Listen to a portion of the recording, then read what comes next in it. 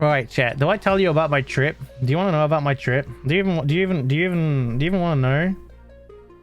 Do you even want to know? I don't think you guys want to know. I don't think you guys care. Nin doesn't really. Nin's just saying this. No spoilers though. Oh yeah, no spoilers though. Why does the bloody message always on, man? But yeah, we went on a trip. I went on a trip, chat, last week. I went on a trip, and it was good. There you go. that's it. That's the story. Congratulations, you've heard it now. This is Google. Surely someone took even nicer pictures. Yeah, that's true as well, man. That's true as well. What about the goobers? Are they nice? What's a goober? What's a goober? I'll tell you the story for real. I'll tell you the story for real. So I went on a trip last week, chat. I went on a trip, and I'll tell you about my trip. So my trip was to London. I went to London, chat, and I went on a trip to London, and I met up with some people in London, and it was pretty cool. And the reason I went to London, the reason I went to Londinium, was to go to a show called Distant Worlds, the music from Final Fantasy, which is an orchestra show that goes around the world. It does world tours like once every 2 years or so, and they do world tours where you go and they have orchestrated the music of Final Fantasy, and they've like prepared it specifically for presentation in a live orchestra. And yeah, they do these tours, and there was a tour and it was going to London. There were 3 shows in London, one on Friday, one on Saturday lunchtime, and one on Saturday evening. I went to the Saturday evening show, and this particular show was for Final Fantasy 14 and 16 as like a celebration of them, and those are 2 of my favorite Final Fantasies. So I was like, I have to go. Did I cry? I'll get to that. I'll get to that bit. Don't worry. I'll get there. I'm just giving you the context right now. I'm giving you the context.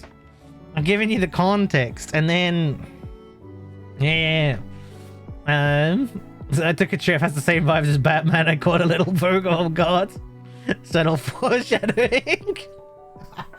I really want to make like a subtle foreshadowing short, but I don't know how to do it. I don't know if I've got any clips that are like subtle foreshadowing worthy, you know? I love those. I love that meme. That meme was so good, and I feel like I missed it. I think it's a dead meme now, but it was funny. It was funny while it lasted. Oh well. Anyway, so yeah, that was my trip. That's why I went to London. That was the main reason I went to London. Now, when I said I wanted to go to London, I happened to be speaking to 3 people in different locations. And this was way back in last summer. It was sometime last summer. I was speaking to 3 people in different locations.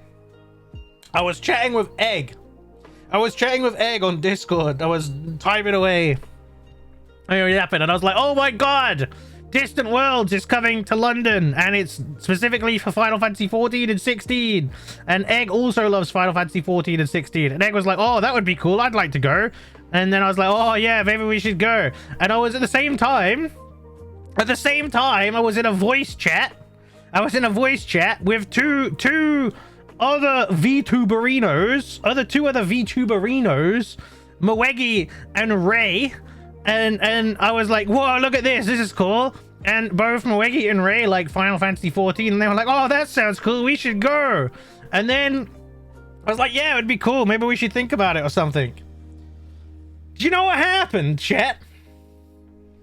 You know what happened? You're stupid. Talking about Twitch crashes, one could have done that. That's true, but I don't know how to do one. I don't know how to make a subtle foreshadowing post, so I don't know how to do it. I don't know how to make it. I'm sure one of them could still be made into it if someone knows how to do it and they wanted to do it for me, but I don't know how to do it. Anyway, so I was in the VC with Ray and Moegi at the time, and I was mentioned this, and I was like, yeah, maybe we should consider going. About 10 minutes later, unbeknownst to me, or Moegi, to be fair, Ray just goes, I've booked my flights. And I was like, huh? Hang on, let me give you it was kind of like this. Huh? It was like that. Okay. And I was like, what? What do you mean you booked your flights, Ray? What if we can't do it? I was like, well, I booked my flights now. We're going. And I was like, oh my God. Okay. I can't believe you met Weggy and Ray without me.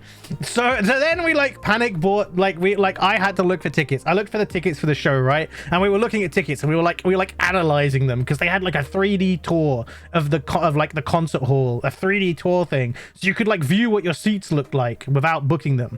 And we're like, oh, maybe we should go to these seats, or maybe we should go to those seats. There's four there. So eggs wanting to go, Mweggy's wanting to go, Ray's wanting to go. I want to go. So we're looking at the seats, right?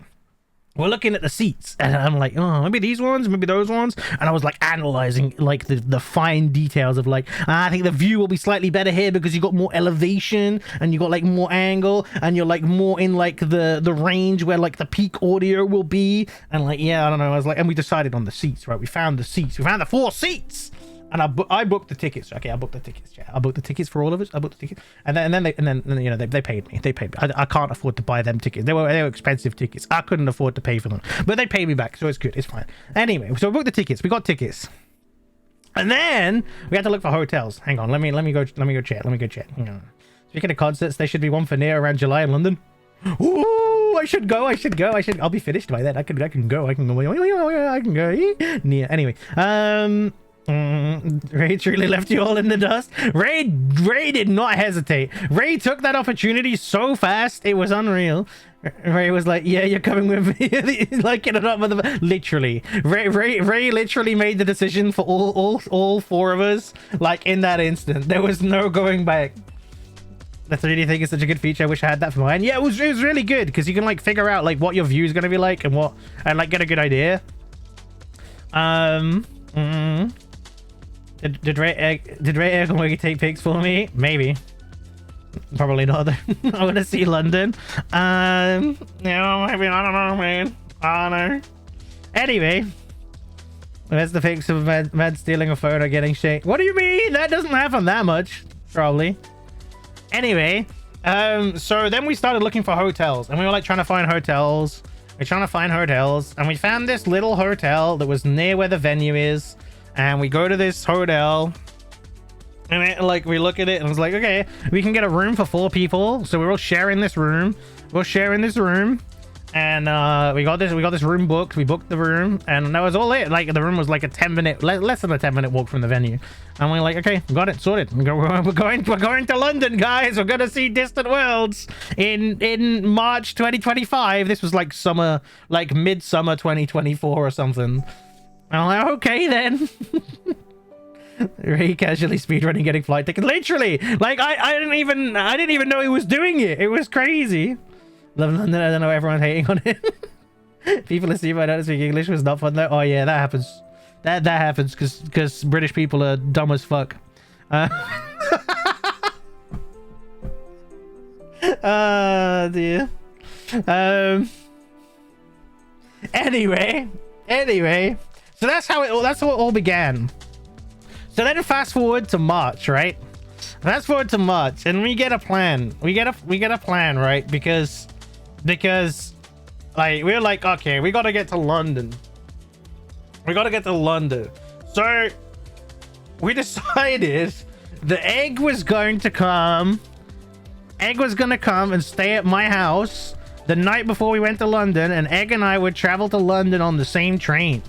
That was the plan. So little did you all know that last Thursday night, Egg was sat in my house while I was streaming, and none of you had any clue. None of you had any clue. The Egg was right here, modding from my own house. Live modding. Karen, the Egg Insider.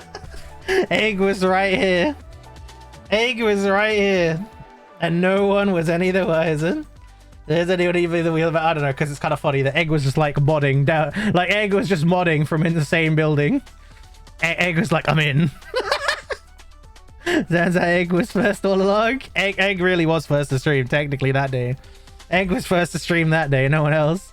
Egg couldn't pin because she was on a mobile, and I was like, I know the truth. Yeah, that's why Egg couldn't pin the message that day. because she was on a mobile device in the house. Anyway.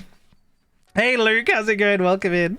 So Egg stayed over, and like what we did, okay, so like Egg came over like mid-afternoon or something, and we ordered some dinner. We ordered like this burger. We ordered this burger, and it was pretty good. Whoa! Whoa! Hang on, I'll let it play. Moraxi wiggly, Moraxi wiggly, Moraxi wiggly, Moraxi wiggly, Moraxi wiggly. Moraxi wiggly. Thank you so much for 25 months, Luke. Oh, we're over 2 years now. We're well into the 2-year zone. Thank you so much for 25 months, Luke. I really appreciate it. Welcome in. How you doing today? Welcome. I'm literally shaking and crying right now. I can't believe Egg would do something like that. I know, right? I know. Despicable. Actually despicable. Moraxi wiggly. I cannot believe Egg sniped first like that. Yeah, I know, right? Hey, kid from a so absolute dare. I know, right? I know. Not fair, it's my first. But yeah, we got this burger from this burger place. It was really good. Okay, anyway, we got the burger. And then like while we were like waiting for burger and having burger, I hadn't seen the Mario movie, so we watched the Mario movie. That was pretty cool. Me and my mod watched the Mario movie. We watched the no, we got a burger each. Don't be silly.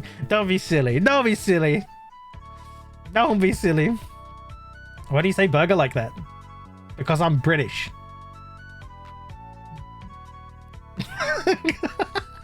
Honestly, sounds like bugger. No, that's bugger. Booger. We got a burger. Anyway, we got the burger. We watched the Mario movie, but we didn't have time to finish the Mario movie. Because I had to stream. So then I streamed, and Egg was technically first all along. So I streamed, and then after stream, I quickly edited my VOD. And I started uploading the VOD. And while it was like rendering and uploading and stuff, and I was doing all that crap, I quickly did my thumbnail. That was there. And then I started like doing some packing because I hadn't packed anything yet. And then we're packing, we're rushing, and Egg's just like chilling, vibing, and then we watched the rest of the Mario movie, and then it was like good night time. So Egg went to bed, I went to bed, and then we slept through the night. It was like auto save, man. You save and the night turns to day. It's like time advancement in a video game. And then bunga. How much can we distort the word burger before we go and say it? Boiga. Oh, I'd like a boiga. And then I had to we were up early. We had to get up early, right? Because our train was like at 20 past 10 or something, and I still hadn't packed, right? I hadn't properly packed, so we had to get up early. And I had to get a shower in, and I had to pack my shit. So I'm rushing. He compared sleeping to saving in a game. Exactly. I'm glad you went to touch grass.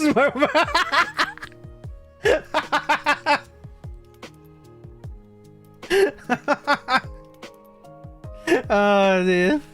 It's a rare occurrence. Yeah, true. So I was rushing to get packed and everything. And I got packed and I got my like stuff ready, and we all got everything ready. And then like we went off to the train station. And like Egg was like on the way to the train station with Egg was like, it's gonna rain. I think it's gonna rain. And it was like the weather didn't say it was gonna rain. Right? So we get to the train station, we get in there. We've already got our tickets booked. We booked them in advance because we wanted seats. And we were like, yeah, we booked the tickets. We want to make sure we got seats. So we get there and we like go through the station and we get to the bit we have to walk along the platform, and as soon as we walk outside to get to the right platform, it starts raining. And I'm like, no! I didn't have like a jacket on or anything, so I'm getting rained on, and my hair's getting rained on, and my face is getting rained on. Everything's getting rained. It's terrible. It's the worst. So we have to like hoof it to the little shelter thing, and I put on like the hoodie and make sure I got my hoodie on so I can stay warm and rain free. Say it's saving and sleeping are the same. It's an objective fact. Yeah, it's true. It's true. Thank you, Soda. I'm glad you agree. Booking in advance is also 10 times cheaper. It's true. It is. Moraxi doesn't go outside. He's not used to rain. I'm like a witch. I melt. I melt when it rains on me. You see, when it rains, it pours. It pours, Momo. Yeah, when it rains, it pours, man. Become a plant, accept the rain. No, it was fine. It's fine. It's just a little bit chilly because, you know, it's March, you know. It's March in the UK. It's not warm, okay? It was quite cold. So we get rain. You don't want to catch your death when you're going on a trip to London, you know? You don't want to catch your death of cold. So we get there. I put my hoodie on like I should have done in the first place. I should have been prepared and put my hoodie on in the first place like a smart bean, but I wasn't a smart bean. Oh yeah, you know, we get that's fine. We wait for the train. And then the train's like, I'm giving you like the literal like play by, you're getting like the full, you're getting like every minute of every day you're getting it in the story chat. So trains just out, it's just under, I'm just waiting for my seat to be instantly stolen.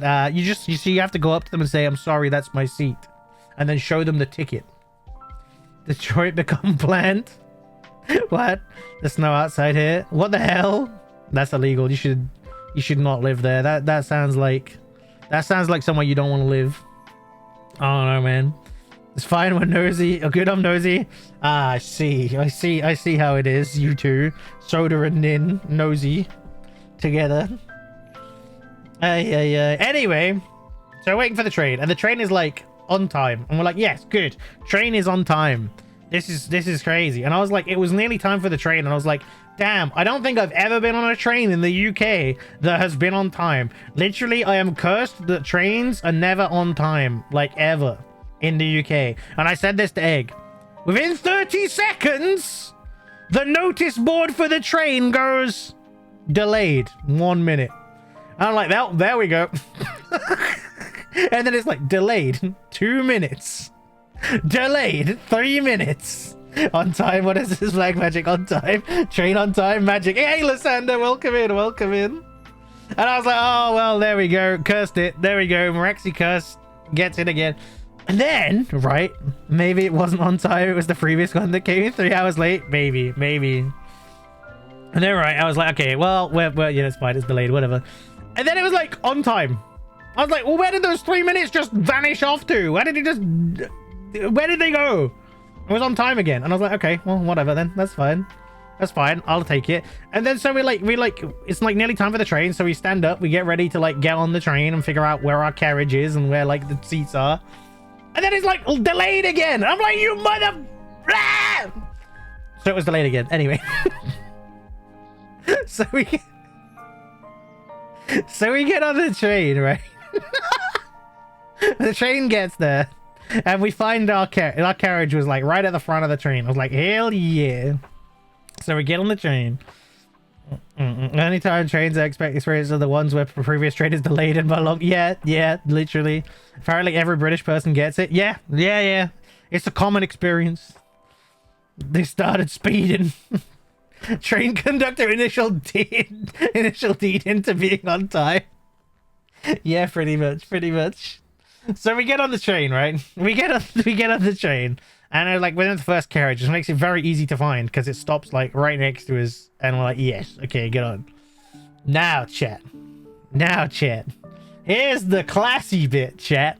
We decided, because I've not really been on any trips for a long time, I've not really done anything fun in a long time, we made the executive decision that we were going to spend just a little bit extra, because it's really not that much extra and it's really worth it. We made the executive decision to book first class tickets on the train. So Egg and I traveled down to London in style on first class in this train. And we were like, yeah, first class. And everyone looks at you because Egg and I do not look like first class people, man.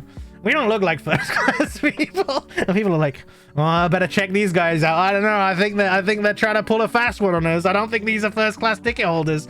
But no, we are first class ticket holders. And I'm like, yeah, baby. So I splashed because this is my first trip in a while, man. This is my first trip in a while. So we splashed out. We made a weekend about it, man. We've had first class is not as fancy as it sounds. It was pretty, I don't know, man. It was on like one of those trains that's like a former Virgin train. So it was pretty fancy. I gotta say, it was pretty fancy. It was pretty nice. You're always first class in my heart. Thank you, Spam. You're always first class in my heart too. First time touching grass and first class. Exactly. That even rhymes. First class is the best thing you can get in Polish trains. It's only like 30% more expensive and the carts are empty. Yeah, for us it was like 25% more for the ticket. You guaranteed a seat. There was literally 2 other people in the entire carriage. It was way more comfortable. We could charge our phones and stuff while doing it. It was air conditioned. It's like it was worth the extra money because it was pretty expensive anyway. We may like pay the extra for first class. It was genuinely worth it. Those could be fancy. It was pretty fancy. It was pretty nice, right? You see 2 nerds in first class next to all the business people, except for there was no business. There was just one couple, just one middle-aged couple going on a day trip or something. I don't know what they were doing. I didn't pay attention. All right, who let the purple guy in? They're like first class trans penine, just 1 inch more leg room and 1 inch wide. Yeah, they're not worth it. They're not worth it. But this was worth it. So anyway, we set off, right? The train starts moving and we're like, damn, this is comfortable. We got space. We got seats. It's great. You let the man behind the slaughter on the train. Oi. Bigger seats as well. It was comfortable. It was really comfy. Nice, spacious. I could have fallen asleep. I'm not gonna lie. I could have fallen asleep. And like straight away, the ticket lady's like there. And I'm like, hello? And like, can I see your tickets, please? And I'm like, yes. And I show him the tickets. It's like, okay, you're all good. You're all good. And I'm like, yeah, we're all good. We're going to London. Woo! We're going to London. And then like right after that, what happens, chat? What happens right after that? Someone comes up to us and they're like, can I get you a drink? I'm like, oh, service. Oh, service. Oh, train service. And like ticket lady spawned as soon as they saw Egg and Momo in first class. Exactly, that's what it felt like. I feel like I'm going to London myself. I'm glad. Last London train I got was leaving London. Someone had walking up and down the aisle threatening to... What the heck? Dragged off by transport, please. Valid though. First class service. It was indeed seen, said, sorted. British transport jokes that only British people will understand. Surprise Pikachu face. Falling asleep on the train would have woken up in Birmingham with 1 less kidney. Yeah, probably, not gonna lie. Probably. So yeah, like they're like, can I get you some drinks? And I'm like, yes, please. What do you have? So we got like orange juice, apple juice, water, this, that, whatever, soft drinks. And I'm like, damn, I'll have some apple juice, please. And Egg had some orange juice. And we're like, then they brought us like in proper glasses, like proper nice glasses. They bring us this apple juice and orange juice. I'm like, damn. And then straight after that, another person appears and they're like, would you like a hot drink? And I'm like, what? Surprise, I don't know your phone number by heart at this point. Moraxi's kidney is if you know. Ever just get it. That's why we're best friends. Wait, getting wasted on juice first class? Hell yeah. Class on every train? Absolutely not. Absolutely yes. The train, it doesn't move. Physics, man. Ask Luke. Luke will tell you. Juice on a train. It was so good, man. What do you mean I'm getting service? It was worth. So this is another reason why first class was worth it, because we got literally served like stuff on the train while being in comfort with seats with air conditioning. It was a bit. What have you hit bumps on a train? They're on tracks, Lynn. They're on tracks. You don't hit bumps on a train. Ah. Anyway. It's not like a plane. No, it's not like a plane with turbulence. It's on a track. It can only go where the rails take it. Chill before you pop a vase. The last dinner train was the one who was delayed, and a member of the staff I spoke to about my misconnection directed you to the wrong place, meaning I wasn't allowed on the group taxi replacement in Strathspey and Doncaster. Oh no. Oh no. Yeah, they're very different experience. I haven't been on a train since I was 8. Okay, leave me. Okay, that's fair. That's valid. You gotta have a little chuckle learning. You gotta have a little chuckle. You gotta have a little chuckle in life. What if collision? Okay, that's true. If there was a collision, that could have been bad. But at least that would have been bad in first class. American gets introduced to the concept of trains. First time outside, first class, first juice class. We only need first time to experience ass. Hell yeah. And he chuckles. Anyway, so they were like, the next person literally like spawned, and they were like, "Would you like a hot drink? We got tea, coffee, hot chocolate." And I'm like, "I would like a tea, please." And then I get like a little, they give me like a little tray that has space for a teacup, and there's like this full-on like China teacup and a damn glass, and like a space for my glass of juice as well. And like I put my juice on the tray together because they have like little indents for the glasses, and I'm like, this is amazing. What is this experience?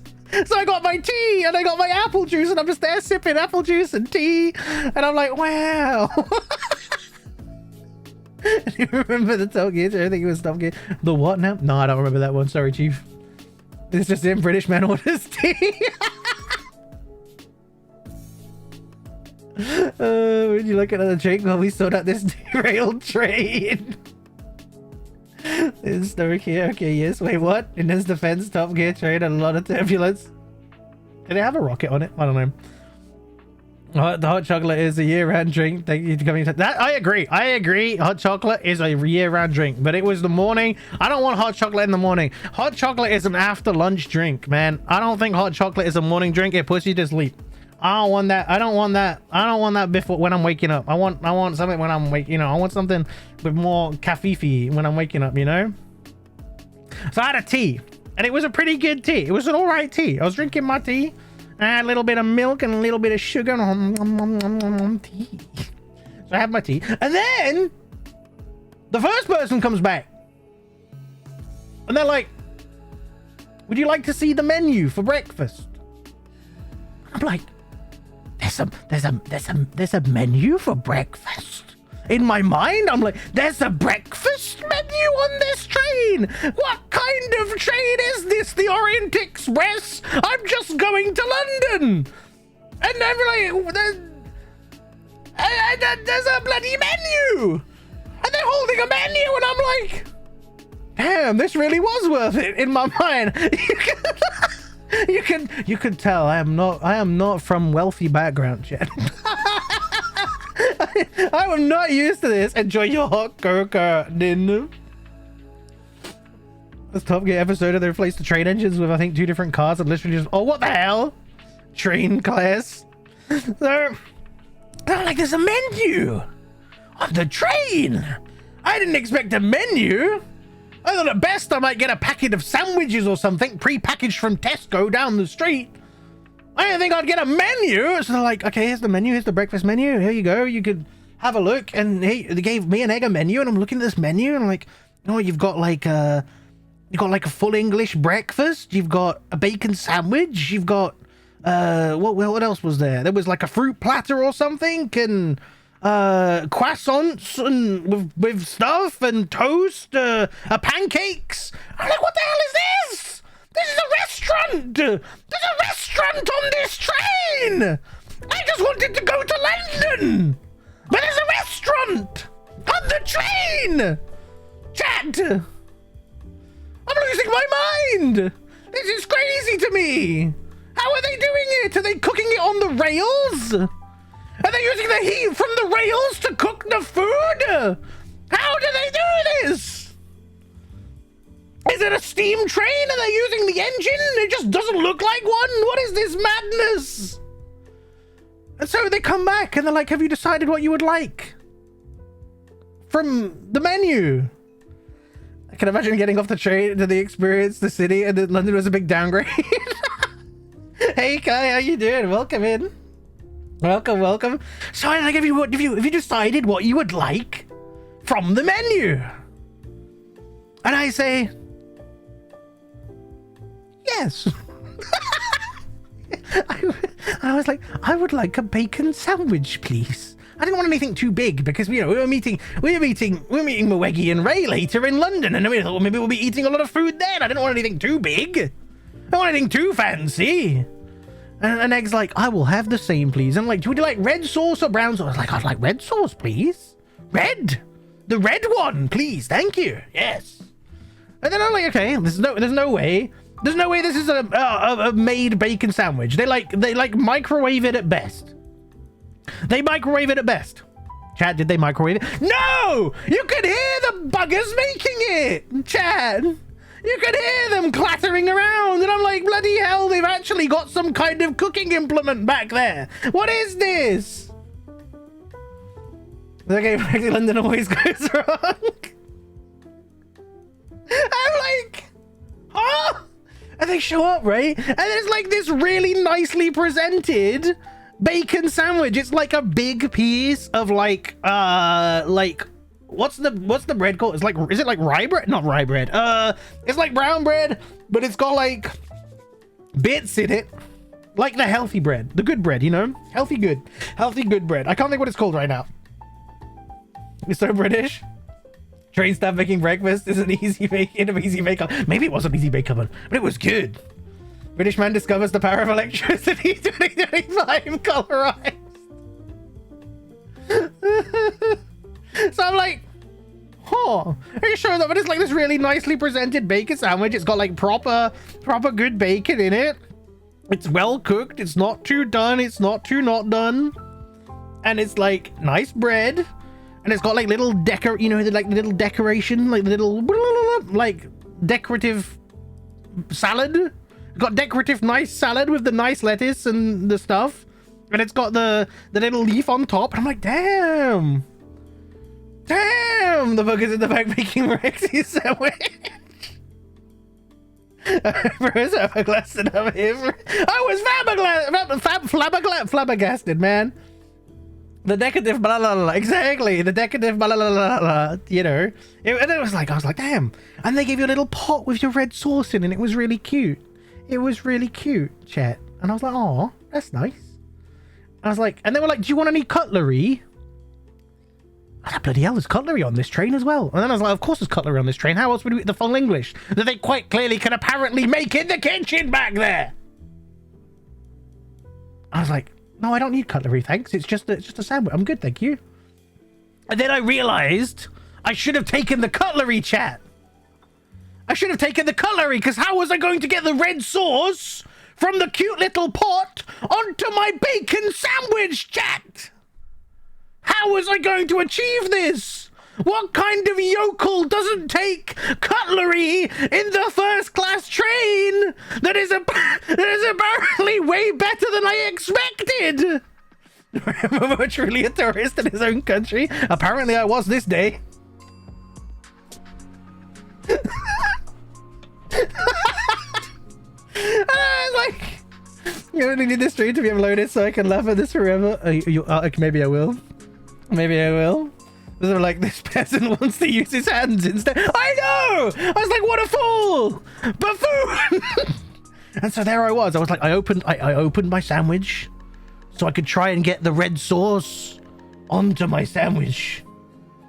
And I was like, trying to like sploof it out of the pot. I was like, dripping the pot, trying to get it out, get it all over my sandwich. I'm like, oh no. This is not the way. What am I doing? I'm making a fool of myself. What is this yokel doing? And I did it anyway. I managed to get the sauce out onto my sandwich, and I ate the sandwich. I was like, damn, that's a good bacon sandwich. That was like above the quality I would expect from an average cafe. What is this Automata song preview? It's okay. I don't know. It's a remix. And Egg judgmentally watching you. It's okay. Egg also said no to the cutlery like a buffoon. We were buffoons in unison. Although Egg didn't make as much of a mess as me, so I'm very stupid. Anyway. Anyway, I ate the sandwich and I ate my little decorative lettuce because it was good. And I was like, damn, that was a really good sandwich. That was really nice. And then I sat there and I drank my tea. And Egg and I had a nice little yap. We had a little yap. And it was nice. And then, I drank the tea and then I drank my apple juice. And I was like, damn, would I do this again? Absolutely, man. It is worth every penny. If you are considering traveling to London, consider first class, because holy shit, it made the journey so much better in every way, and it didn't barely cost any extra. I think it was in the region of about 12 to 15 pounds extra or something for first class. It was absolutely worth it. Does Moraxi come with first class? Hell yeah. Everything about me first class. So we're sitting there, we're going along. Okay, I take it back. I have one complaint about the first class. There was a wireless charger in the little table we had, right? There was a wireless charger on the table, right? And I was like, damn, I could charge my phone a little bit. That's great. No, chat. No, I could not. The charger was so slow, my phone somehow carried on managing to use battery while it was charging. Maybe my phone was in fact charging the train. I don't know. Maybe my phone was the thing that cooked the bacon for me in the end. I don't really know, chat, but that charger did not work. It said it was charging, but the battery kept going down. I kind of got you managed to get a whole ticket for 12. It's like double. Yeah, but we can't do that when you're going the distance we were, or on the route we were. I don't know, one or the other, maybe both. Everything about me is first class, says the man with no cutlery. God damn it. Foiled again. And so shit it was. I don't know what was wrong with this charger, man. It sucked. Egg had the bright idea though to use the plugs provided to charge her phone. So Egg's phone arrived in London very nicely charged. Mine, however, I'm pretty sure powered the journey to London. So I mean at least we got there. Anyway. We get to London. I'm like, oh man, I'm kind of sad that the train journey's over. That was nice. That was fun. I enjoyed that, man. Maybe my phone charged Eggs. Yeah, it was actually wirelessly transferring the power into the power sockets to power Eggs, man. Moraxi's phone was the fuel. Oh, then you got a huge phone battery. Well, that's one power efficient train. One or the other. Also, yeah, these trains were new. Like, damn, that train was a new ass train. I don't think I've ever seen a train look in that good condition in the UK. I don't know what that was going on. Maybe it went into service like a week ago or something, but it looked new. I was like, damn, this is impressive. Anyway, good experience, would recommend. So we get to London, right? We get to London, and at this point we have about, I don't know, like 40-50 minutes to wait for Moegi, right? Because Moegi's getting there first. Ray isn't arriving till the evening on his plane that he booked without even telling us he was booking a plane, and kind of hoodwinked us into going to this whole thing. Anyway.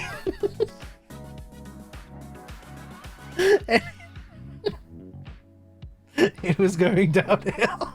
The very charge of the train, truly the best of the best, real. These northern trains, those things are little rusty shoeboxes. I know the ones. But yes, we get to London. We have to wait for Moegi. I think it was 40-50 minutes or something. Wait for Moegi. I was like, okay, let's do a thing.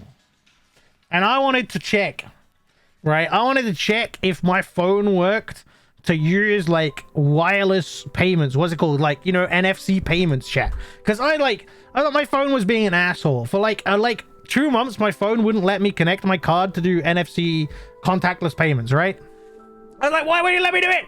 And then on Friday morning, I tried again and it finally let me connect it. And I was like, oh, thank God. Because I really needed my phone to be able to use the tube in London. Because when I don't know if you guys have ever been to London, but when you go on the tube in London, in London, you have to like tap in a card or scan in a ticket to get onto the tube, but you can use like your phone contactless payment to just pay that way rather than having like getting a card out all the time or using like an Oyster card, which is like the travel card for London. I assume the reason it's called an Oyster card is because whoever created it, one of the previous mayors of London, was like, we could call it an Oyster card because the world is your oyster. It's not the world, it's just London, man. Anyway. Anyway.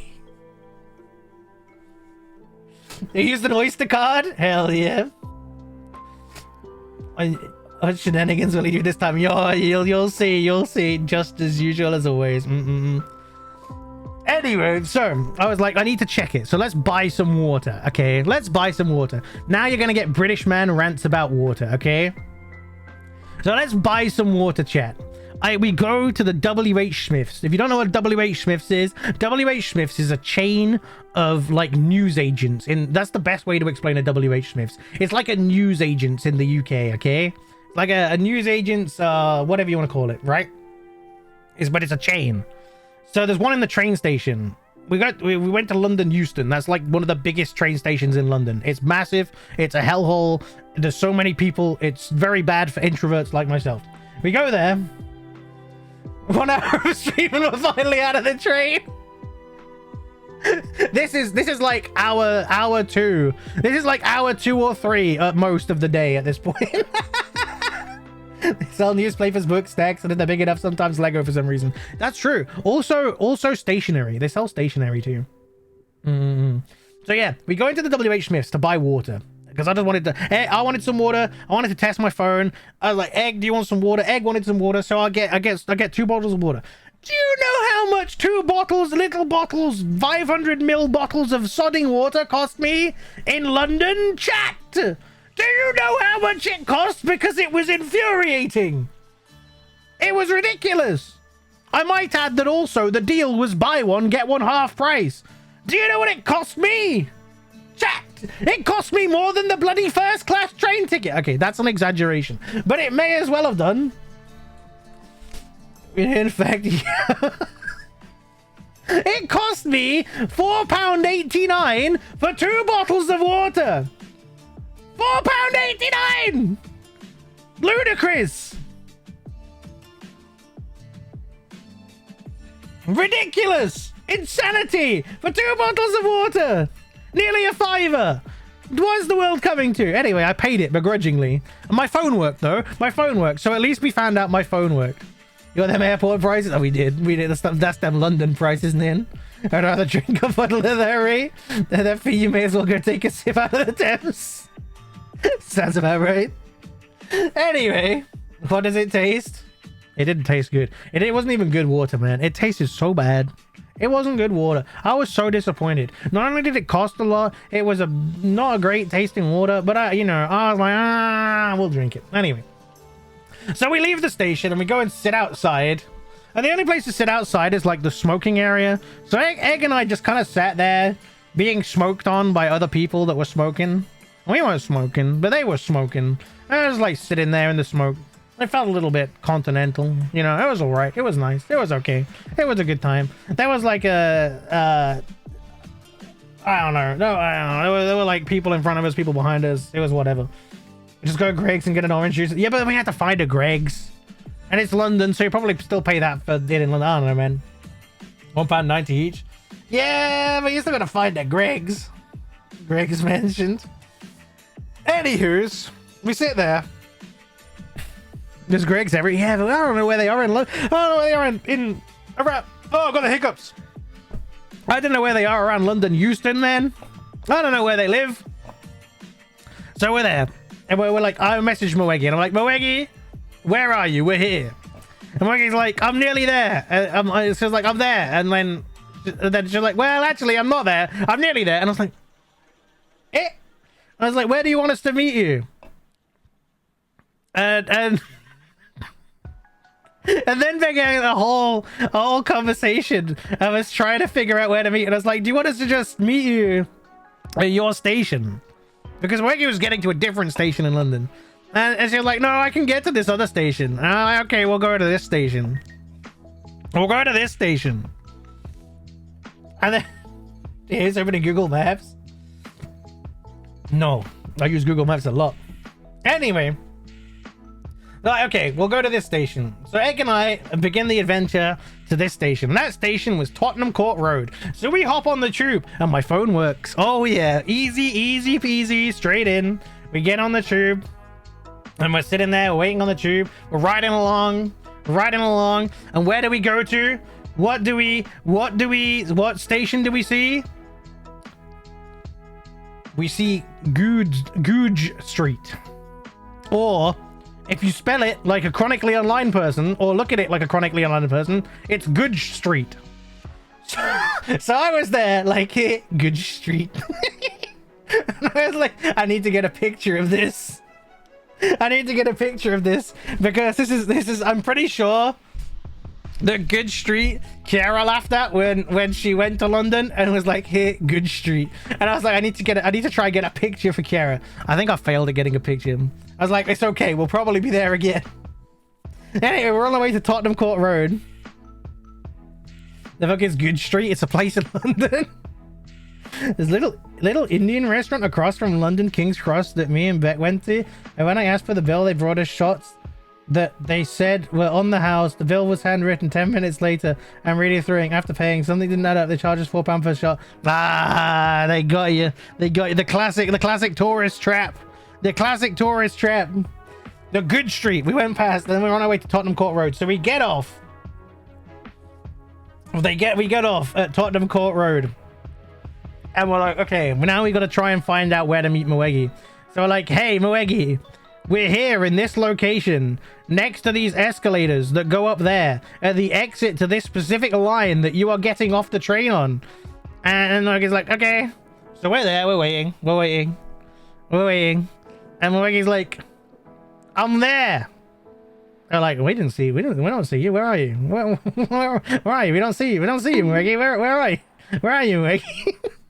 And I was like sending pictures to Moegi like, it looks like this. Hey Rue, how's it going? Welcome in. They were barely adults at the time and hadn't actually checked IDs. Classic. They're just giving them to minors. They probably were. Why am I getting bogged? So we're like, okay, where's Moegi? Moegi's like, are you at exit 3 or 4? I'm like, I don't know. I can't see any exit 3 or 4 here. I can see exit this place, or I can see the entrance to both the tube lines that meet at this station. I was sending Moegi pictures, and I'm like, I don't know. And Moegi's like, okay, I'll go back down to the bit. And we thought Moegi was like on this bit, like from the tube line she had come off. And so we walked down the bit to the other tube line where we thought Moegi was coming from. And we're like, Moegi's not here. Moegi's like, I'm T-posing in the middle.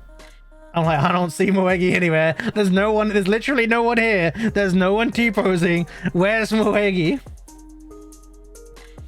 I heard you make I've been sounding aggressively British this whole time, I think. This whole time I've been sounding aggressively British. And like, oh no, where's Moegi? Where do we find Moegi? And we're like, okay, hang on. And Moegi's like, okay, okay, we can't see you. And Moegi's like, okay, I'll go back up. And I'm like, go back up where? So then we're like, go out of exit 3 or something. And we're like, we still couldn't find Moegi. And I get like, okay, hey, let's go up these escalators and see if we can find Moegi. And we went up the escalators, and like, there we were. We suddenly see exit 1, 2, 3, 4. And we're like, how did Moegi just go past us? Moegi had just gone straight past us, apparently, up these escalators, and like left the whole damn station, and we had no idea. So Moegi was already like past us out the station somehow, and we were like, huh?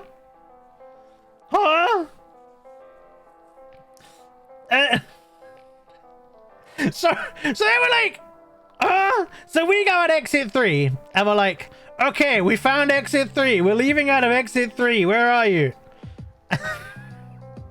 And Moegi's like, I'm outside exit 3. And we couldn't find Moegi. And I was like, okay, we're standing next to exit 3. Can you see any buildings or anything?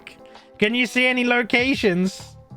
And Moegi was just not replying. I'm like, oh, what is happening? What's going on? Has Moegi been kidnapped? Has it happened? Has the Londoning happened to one of us already? Have we been Londoned already, chat? I was scared. Chat. And then... and then... we're like, hey, we're standing next to the glass shelter for the exit.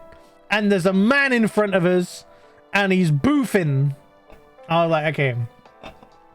Moegi can surely find us now. It's like we can see a Halifax.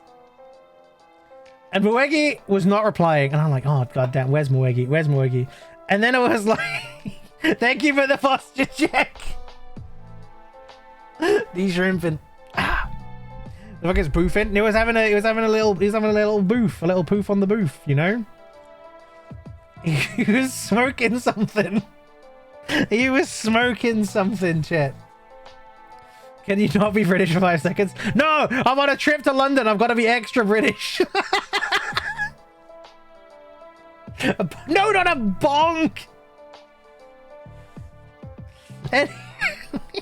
Anyway, then the man leaves, and I'm like, oh, well, fuck. Oh, I also said I've got like a golden Final Fantasy 14 Meteor logo on my left boober. I'm wearing a black hoodie. I've got a Final Fantasy 14 logo in gold on my left boober. And then they just went, oh man. So like we moved back to like the actual stair exit, and we were standing there looking at Halifax and looking down the road, and like we're like, where's Moegi? Why is Moegi not saying anything? What's going on?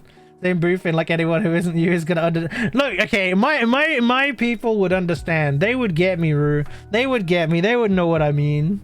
If I spoke to my London friends, they would understand me. And then I was like, is that what? Because I'm like not visually the best. So I was like, is that Moegi over there? Is that Moegi? I think that's Moegi. And then there's like this person's like standing there kind of looking around. I'm like, is that Moegi? I got a message from Moegi. Like, I can see Halifax. And I was like, oh, so Moegi's in front of Halifax. We're in front of Halifax. Is that Moegi down there? And I was like, looking. I was like, I think it's Moegi. I think so. I can't see enough, but I'm also too socially awkward that I'm not going to move closer and look, because then that'd be really weird if it's not Moegi. So I'm standing there looking. This person's looking around. I'm not getting any answers from them. I'm like, Egg's looking. Egg has no clue what Moegi looks like. I'm like, is that Moegi? And then Moegi sees me. And she's like looking at me like, is it you? Is it you? Is it you? And then she's like, you. she like points at me. And like, I'm like, yeah. It is Moegi, yeah! And Moegi starts coming over. And then like we're all just socially awkward, man. We're all just completely socially awkward because we're all shy, and we're all being introverted, and we're all being absolute bottoms about it, to be quite freaking honest. And I'm like, oh no. Oh no, there's that. We've all just met for the first time, and none of us know how to hold a conversation in real life for the first time because we've never met each other before in person. I was like, oh no, what do we? And then we're like, where do we go? Where do we do? And we're all like, nope, can't decide where we're going. Where are we going? I don't know. Just shouted, no, that's dangerous, man. That's how you get shanked in London or something. You. Exactly. That's what happened. She was like, you. She's like pointing at me. I was like, damn. And then you never get to socially access. So forbidden plan. That was on day 2. We'll get to that. Near the bottom side of this, alas, all of them were bottoms. They are power bottom, my bad. Damn. Telling a name gets you stabbed. Never. Like, yeah, man, you don't do that shit in London. There's day 2. 24-hour stream. We're nearly an hour and a half in, and we're still on like the first 3 hours of the day or something, man. This is crazy. Anyway, so we're like, what do we do? What do we do? And like, I think Morgie and Egg were like, oh, kind of need the loo. Is there a bathroom around here? And then we were like discussing like where the nearest bathroom is in London that's not going to cost you money to go to it. Like, there's a McDonald's over there. Let's go there. And like, what should we do though?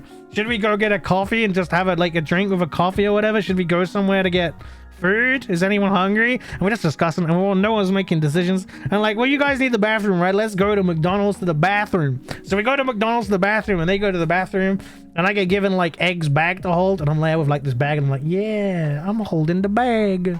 I'm just being that awkward guy standing outside McDonald's with like a billion bags, and I'm like, yeah, I'm just standing here with my bags. Woo! And like trying to not make eye contact with anyone, you know, because it's London. Telling stories in real time. Yeah, London is one of the few places in England where trying to interact with people you don't know is seen as weird. Absolutely. McDonald's for the bathroom. Exactly. McDonald's bathroom TM. Can't believe the media convinced me London was a nice place to be when I was a kid. That place. Standing. Yeah, literally. Stabby Mackey's aren't paid well enough to police if you bought anything or not. Bathrooms may as well not be customer friendly. It's true. Not a Macca's bathroom. Absolutely a Macca's bathroom. I like London. I'm a London apologist. York or everything. London's not that bad, okay? Us British people, we like to meme on London a lot. It's not as bad as it's made out. It's pretty bad, but it's not that bad. Okay. So they finally come back. I was just standing there, there was all the usual crowd around McDonald's, the usual gang, the usual people. And I'm like, what do we do then? What do we do? And Moegi's like, well, we could do this, but we need to take Ray there. And I was like, well, we can't do that then because Ray's not here yet. And then we're all like, we can do this. We can't do that because Ray's not here yet. Oh, man. So we can't do anything because Ray's not here yet. So we're like, okay, what can we do? I know what we'll do. Moegi had an idea. And we went to Chinatown. Because we were near Chinatown. So 12 hours in London before the bad air quality caused my skin to have a break. Honestly, same. Whereas tinted glasses the entire time. That's valid, dude. Aussie Macca's bathrooms are like a horror movie set, so the rest of it depends on the Macca's. So we go to Chinatown. And Ricky's like, let's get bubble tea. It's like, okay, let's get bubble tea. I'm down for some bubble tea. I like bubble tea. Let's get the bubble tea. And so we're going along. And like horror movie sets. Nah, some of them are alright here. It depends on the one. And we're going along, walking. We get there. There's this cute little bubble tea place that has like all these gacha machines. It has like all these gacha machines in them. And they're like the fancy newfangled gacha machines that you can pay with a card on. And I'm like, oh no. That's dangerous, man. So we go there and we start getting bubble tea. I think Moegi had some kind of peach tea with like honey taro or something, and Egg had Egg had a matcha. I think Egg had a matcha tea, and I had those machines aren't in every Macca's for you. Wait, what machines? Europe McDonald's are cleaner than American from my experience. No, this was a bubble tea shop, Kiara. This is a bubble tea shop with gacha machines. With gachapon machines, gachapon. Like little card readers. I was like, what the hell? So we're in the bubble tea shop. And yeah, so Moegi had, I think, peach tea or something with taro. Egg had matcha, and I had a taro milk tea with honey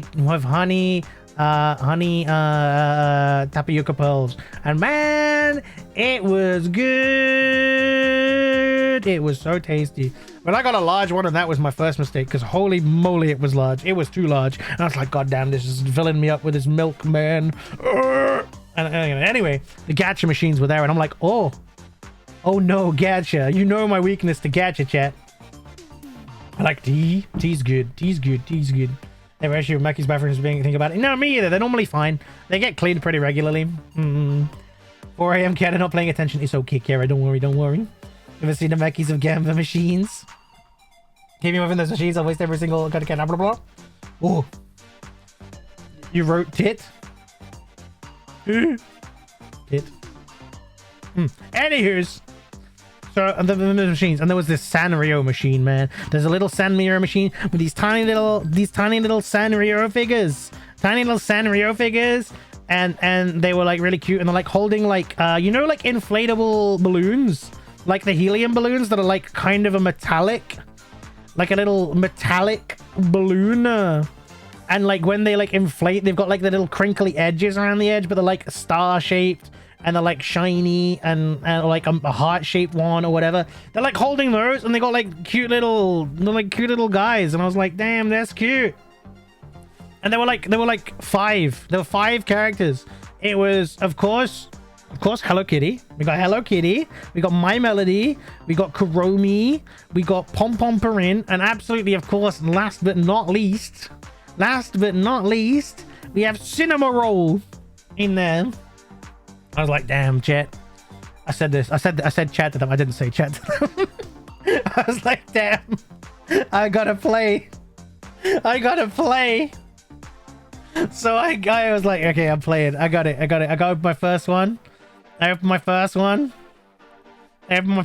Who did I get, chat? Who did I get first? Who do you think I got first, chat? Which character did I get first in my gacha attempt on the thing? Who do you think I got out of those? Zero Pomopori, my beloved. Sinner, it was Sinner. It wasn't Kuromi. Gary, the well-known Sanrio character. Pop over in? No.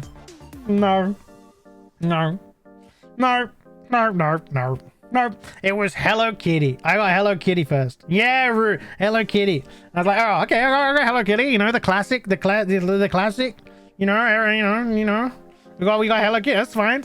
I was waiting there. I was waiting for my tea. I was waiting for my tapioca milk, not my tapioca, my taro milk tea. And I'm like, damn, I'm waiting. I'm like, oh man, the lure of the gacha is calling to me. So I pulled again. I did it again, chat. And this time, I got Kuromi. And I was like, purple. Okay. I was like, okay. And then the tea finally came, and I was like, okay, I'm free. Oh, Moraxi, that's me. Hi. Bubble. Oh no. And I was like, okay, I'm free. So we left. And then we're walking around a bit. And we're going through, and we go to Shaftesbury Avenue. If you guys don't know what Shaftesbury Avenue is, it's like it's like a road in the middle of London near Leicester Square. It's near Leicester Square, which you may know is like the famous place for films in the UK, where like all the big film premieres happen in the UK. It's near Leicester Square, but Shaftesbury Avenue is the road that has most of the theaters on for the musical productions and stage shows in London. So we're at Shaftesbury Avenue, and we go to Miniso, and it's my first time in a Miniso, and I'm like, damn, there's Cinema Roll, there's Hello Kitty, there's Hatsune Miku's, there's Kuromi's, there's a Pom Pom Purin hiding in the corner, there's a My Melody wall. I'm like, damn, this place is the Cave of Wonders, temptation galore. And we go there, and we're like, okay, we're going, this is my first time in a Miniso. Yeah, there was like a whole Miku section, man. Whole Miku beam. And I was like, whoa. And we're like in there, and I'm like, this is crazy. And I was like, I need to get out of here because I'm gonna spend money. So we look around. It was cool. It was pretty cool. And he said, it was so heavy for you. Bought any stuff? I didn't buy any stuff because I was like, I'm gonna spend money. So we got out of there, and we're standing outside, like trying to decide what to do. And across the road, you've got Les Mis. Les Mis is there, and I'm like, damn, Les Mis. I want to go see Les Mis again. Les Mis is so good, chat. You should go see Les Mis. And then next to Les Mis is a restaurant. I told Kara about this one like the other day after I got back. And there was like a restaurant on the corner, and it was called like, I'm gonna say this badly, it was like Singapula or something. And I was like, damn. damn, is that like Singapore? It had like a lion emblem, and I'm like, damn, it's like a Singapore thing, a Singapore restaurant. And I asked Kara, and Kara was like, yeah, it is. I was like, damn, we should have gone. We didn't go. I was like, damn, that was cool. We should have gone. It looked really nice. And then I realized like the emblem was like a flower, but it was also a lion. It was pretty cool. Anyway, and then we walked around Chinatown a bit, trying to decide where to eat lunch. We were hungry, we wanted to eat lunch, and we're trying to decide where to eat lunch, and none of us could decide. We were all being introverts. We were all being terribly useless. No one could make a decision. And you know what we ended up doing? I think we shaved like 10 years off Moegi's life with what we ended up doing in the end. For Moegi, I feel so bad. And like, it was like not the best decision, but none of us could decide what to do. So we're like, let's go to this random ass pub that is near us and get lunch in this random ass pub. Because we can't decide what to do. We're like in Chinatown, and we could have gone to all these cool places, but we just didn't know. We're like, no one could make a decision, so we just went to this random ass pub. And we go in the pub and we look at the menu, and then on the menu we were like, oh, let's just get something small for lunch because we'll eat like later properly. And they have like this like taster menu plates thing, whatever it is, like small plates, and one of the things on it is like Korean style barbecue fried chicken in like some sticky sauce or something. And we're all like, hey, let's get this Korean chicken from this very British pub in Chinatown. we could have had authentic Korean fried chicken. But we had it in this pub. It was the dumbest thing. I feel like we shortened Moegi's life with this decision, man. I feel like Moegi will never forgive us for this day. Oh my god. I feel like if like save and buy Chimkin, that's valid though. Just checked and she literally died a week, but wait, what? It was London, pretty sure the Queen had just either died or was the funeral, everything. Oh, a week prior. That's like the worst time to be in London when that happened. It was crazy. Was it good? Did it taste good though? It was okay. It was what you expect from a British pub. It wasn't very authentic, I'm gonna be honest. It was fine. It was not bad. It was not bad, but compared to what we could have got like 3 shops down or something, it was ridiculous. So we had that, and we all had like a little drink. We had a little drinky poo while we were there, and that was kind of nice. It was very chill. We're all being really socially awkward, and we're trying to make conversation and kind of failing because we're clearly all very introverted people initially before you come out of your shell kind of thing. And then we leave, and we're done in the pub, and then we like, okay, we can go to the check-in at the hotel now. So we go to the hotel. And we travel all the way there, and again we're on the tube, we're trying to find our way there and navigate in, and we get there. We make our way, all being socially awkward still, and we're looking at different places around, seeing what we could potentially do and eat and stuff in the evening.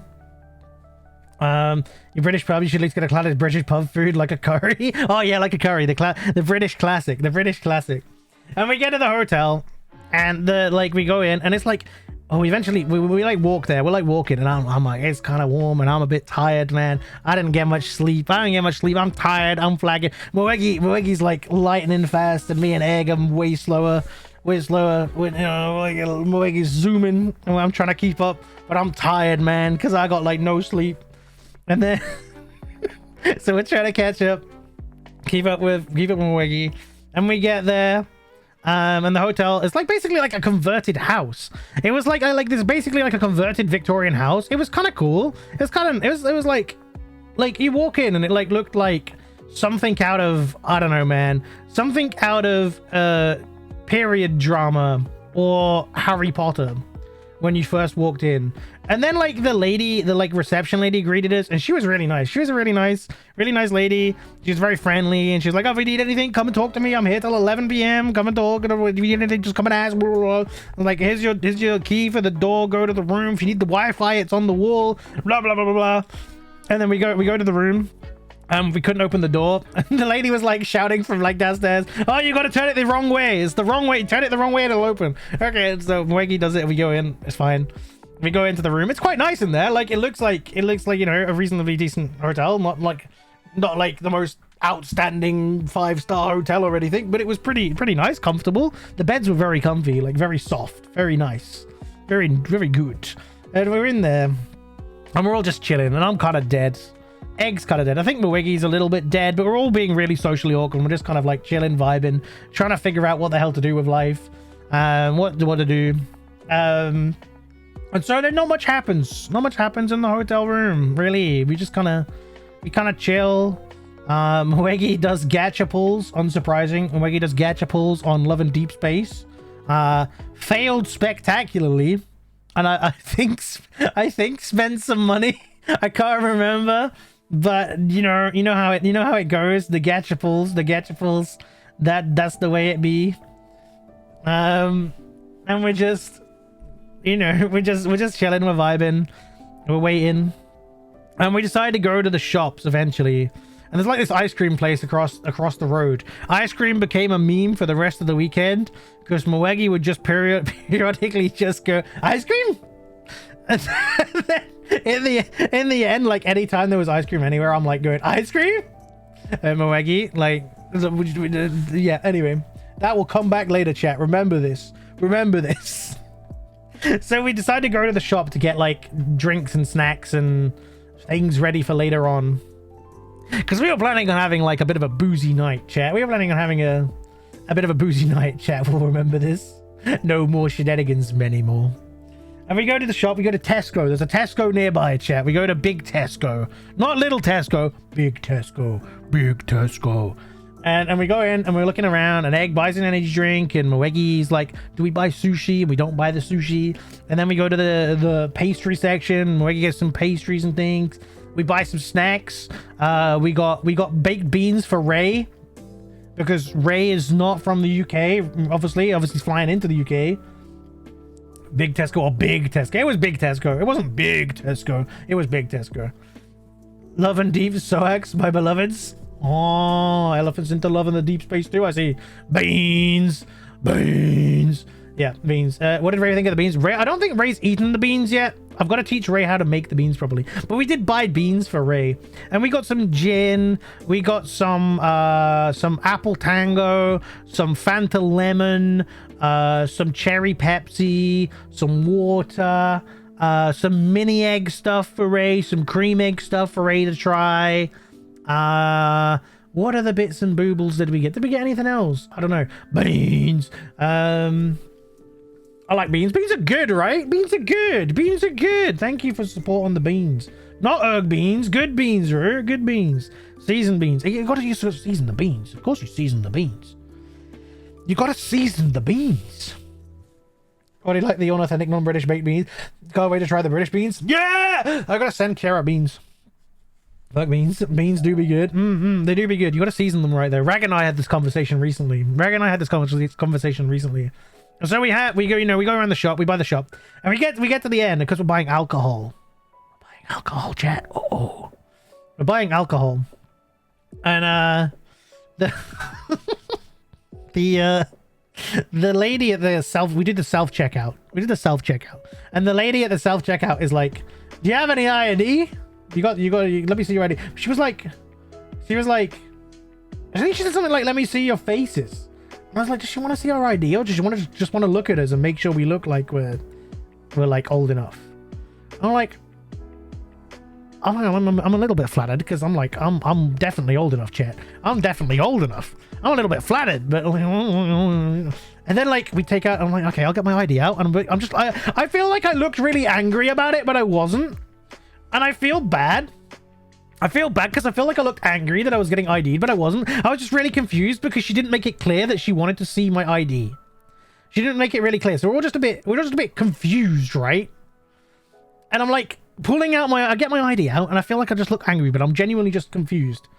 So I like pull out my ID and I show my ID and Egg shows ID and I don't know if Moegi showed ID. I don't think Moegi showed ID because she took like one look at mine and Egg's IDs and she went, "Oh!" but not like in a scared way. It was like a, "No way, are you guys that old?" And I was like, "Yeah, I'm you know, I mean, I look good for my age. I mean, you know, I look good for my age. You know, I mean, what can I say? I mean, you know, I mean, what can I say? I know I'm like billions of years old, lady. I mean, I know it's surprising. I mean, I'm billions of years old. What can I say, Chet? I mean, what can I say?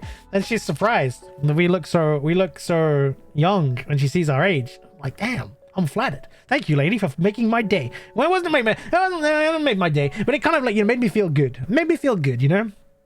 It made me feel good. Anyway, we buy the stuff.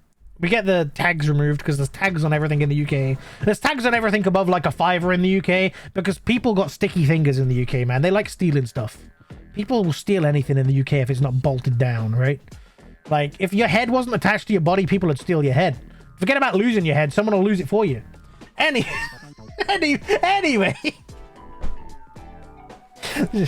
Rain with multiple people today, apparently.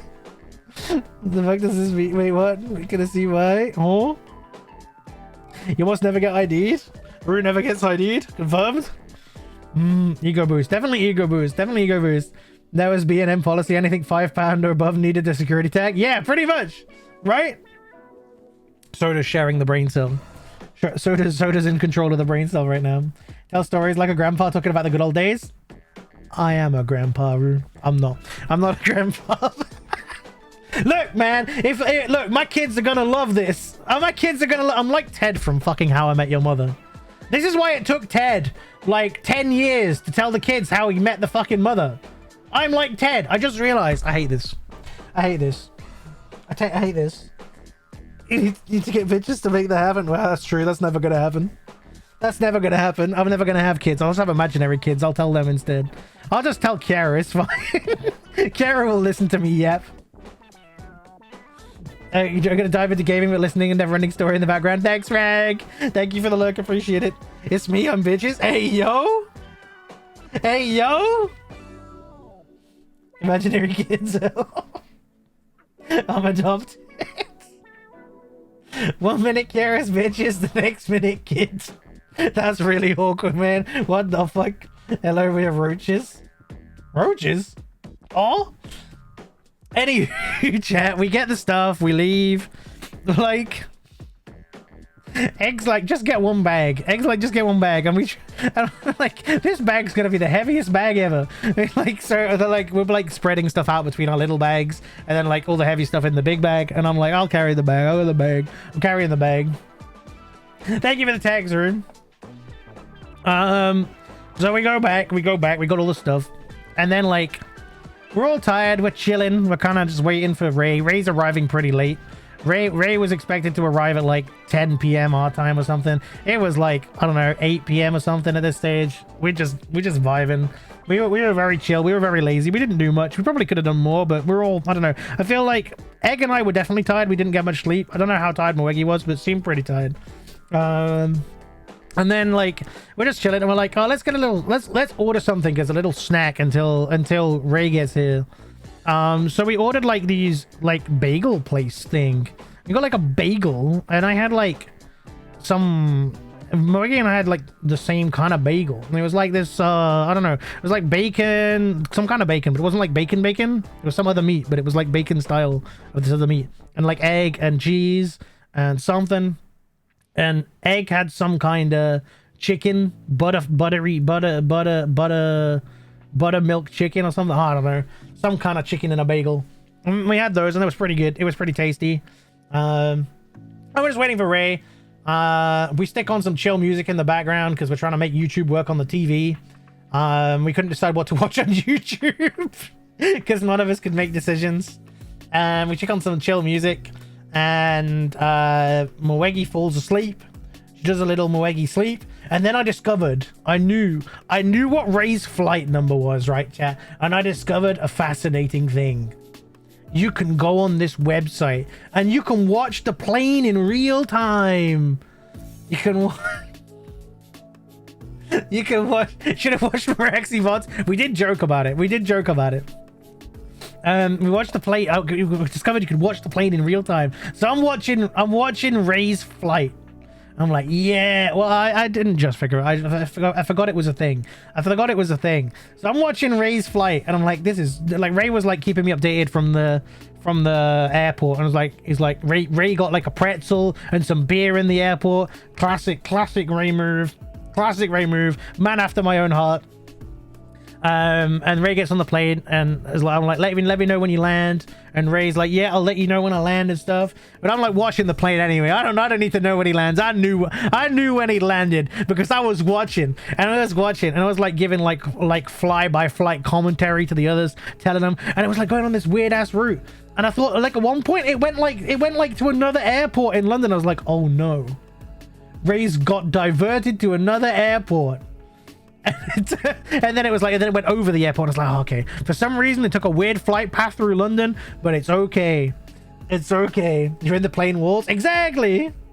Welcome to Luton. And it's like, it's okay. Crisis averted. And Ray's like landing, and Ray lands. I'm like, yeah, okay, Ray. And Ray messaged me, I've landed. And then Ray's like, I've got my bags. I'm on the way to the station. I'm like, holy shit, that was fast. Somehow Ray got through like passport control and everything in like 3 seconds. It's like the UK was still part of the EU. I was like, damn, I long for those days. Why aren't we still part of the EU? But Ray got through really quick and it was fine. I was like, okay, I'm going for the train. And I was like helping Ray figure out what train to get. And Ray gets on the train. I'm like, okay, we'll meet you there. And then it gets to the point where it's nearly time to go. So we go to the train. Gotta wake Moegi up because Moegi was snoozing. And we get ready to go and we go walk to the train station. And we get to the train station. And the train station was the tube station. Hammersmith tube station. Next to the Eventim Apollo, which is where the event we were going to the following night was. And that is right next to it. The station is right next to the event venue. And so we're there. And it seems that at the point we're waiting for Ray, the show for the Friday night that we're going to see the following night had just started kicking people out. So they start coming out and I'm seeing all these people wearing Final Fantasy like merchandise. They've got like Final Fantasy t-shirts, hoodies, the works on. And then we start seeing the cosplayers and I'm like, oh my god, the cosplayers! And there's all these cool cosplayers. There was a Clive. There was an Emmett Selk These Nuts. There was a flipping... there was... Who else was there? There was more people. I'm trying to think now. There was a Jill. I saw a Jill. I saw some Asians. I don't know. There was a bunch. And man, the Emmett Selk was amazing. Like the Emmett Selk was... We saw a TikTok of the Emmett Selk later on. Not the Asians. The standard in British line on my last holiday. No. Never eat now. Sleep well, Kai. Sleep well. Take care. Good night. And we're waiting for Ray. And Ray had told me it would be easy to see Ray. Just look for yellow. And Moegi was like, Ray will be easy to spot. Just... I'm like, I don't know what that means. But I'll take your word for it. Every time I ended up, I saw some ass. Man, I love seeing ass. Kill the Asians. And like we're waiting for Ray and all these final fans. There's like hordes of people coming out of the venue. It's really busy. The worst time to possibly try to find Ray because we're trying to see what Ray looks like for the first time. I don't know what Ray looks like. I just know to look for yellow. And I'm like, okay, well, I got this. And there's all these cosplayers and things.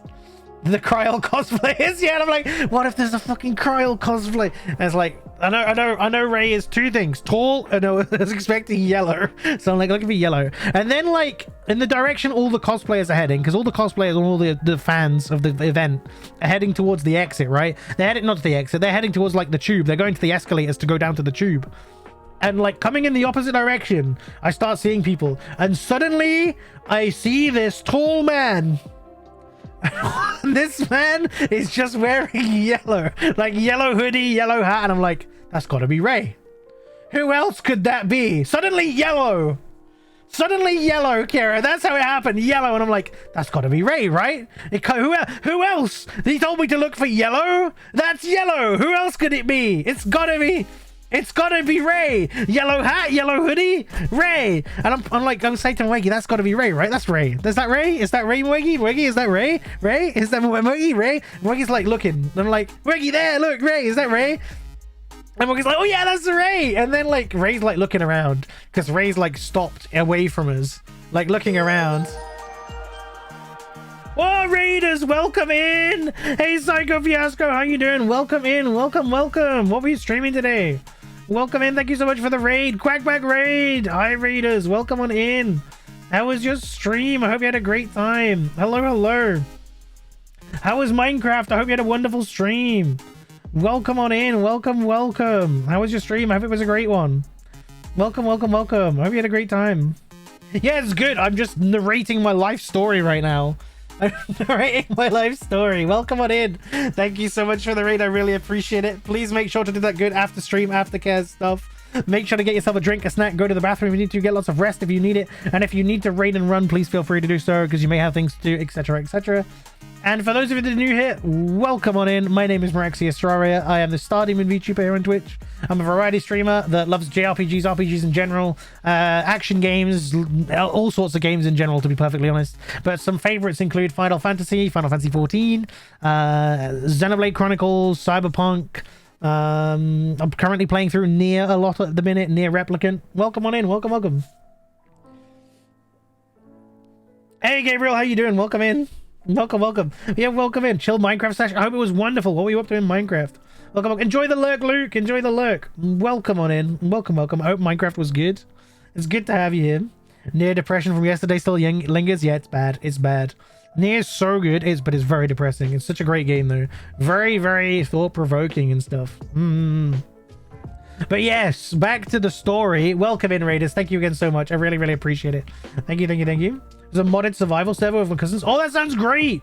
Thank you for the text, Gabriel. Appreciate it. Modded survival. I love modded Minecraft, man. So many cool mods out there. Medieval Minecraft's a personal favorite. I love medieval Minecraft. It's got so much stuff to it. Oh yeah, where was I with the story? Oh yes, Ray had arrived, but Ray was standing somewhere in the hordes of people and had stopped next to a wall quite away from us and was looking around, and Weggy had just confirmed that this was Ray, and I was like, okay, there's only one logical thing to do here, chat. There's only one logical thing to do here. It's start waving like an idiot. So I'm like looking at Ray. Ray's like looking around everywhere. Not disturb more. No, please feel free to disturb. You're welcome here. Thank you so much. Gonna lurk. No worries. Enjoy the lurk. I really appreciate the raid. Thank you so much. Thank you. I hope you're doing good. So we see Ray. I'm like waving like an idiot. Ray's looking around. I'm like waving frantically, trying to like get his attention, like waving at him. And eventually Ray notices and Ray's like nods. Casual little nod, and he's walking over. He walks over, and man, Ray gives me like the best like bro hug. I wasn't expecting it. I wasn't prepared. My performance in this hug was terrible. I would give myself a D. Wait, no, that sounds wrong. I would give myself I would give myself a low score on this bro hug, but Ray was peak. It was peak bro hug, and I was like, damn, I didn't expect this, man. I was like, I didn't expect this warm greeting from you, Ray, but it was so good, and I was happy. And Ray, like, I don't know, man. Finally, the middle vert was there. I feel like Ray's not super extroverted, but also not super introverted. He's somewhere in the middle. And like there was finally so, and like it was okay. It was like me and Ray were chatting, like everyone said hi and everything, and me and Ray were chatting as we went back to the hotel, and it was nice and good. And we get back there and like we change into pajim jams a little bit, and then we start having a drinky poo. We all have a drinky vert, a middle vert. Yeah. Hey Nobu, welcome in. Welcome. Ambivert. The word is ambivert. Oh, okay, it's ambivert. I like middle vert. Hey Soft, welcome in. Welcome. So we all start having a little drink, guys. We have a little drink. Welcome to Moraxi story time, where I'm still on day 1 of this trip, and we're nearly 2 hours in now. We're nearly 2 hours in, and I'm still on day 1 of 3. Hey. What's up, Morik? I'm just telling this story. He's fluent in Japanese. Oh man, it's because I'm telling it like step by step, because I don't know how to tell a good story. So I'm telling it exactly as it happened, sort of, with some embellishments. Oh my god. So yeah, I'm a terrible storyteller, Kiara. What are you on about? I'm like Ted from How I Met Your Mother. It takes 10 years. So yeah, we get back to the hotel room. I would give myself a D. No! Thank you for the clip, Kiara. This is the hardest I've laughed at a story in months. Wait, really? Oh, that makes me... Okay, that kind of makes me happy. I tried to make notes on this. I made so many notes on this that I gave up making notes on it, and my notes like went as far as like getting to London.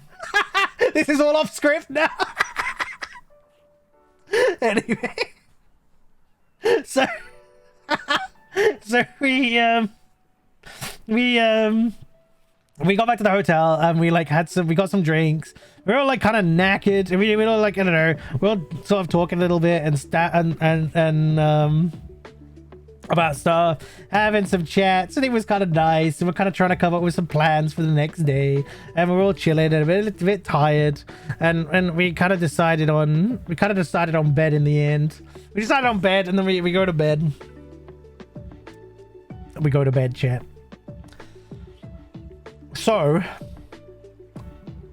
Ray, Egg, and me all snore.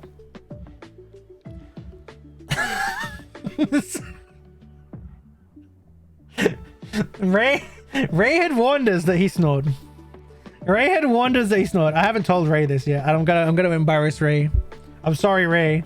I'm sorry, Ray, if you're here. I'm sorry. I love you, Ray, very much. I've never ever sharing a room with any of you. No. So we all snore, and like we go to bed. And then I'm a really light sleeper, though. I'm an incredibly light sleeper. I really struggle to sleep if there's any noise, right? Get those magnetic nose opener things. I need to try those, Nobu. I need to try those, man. My people.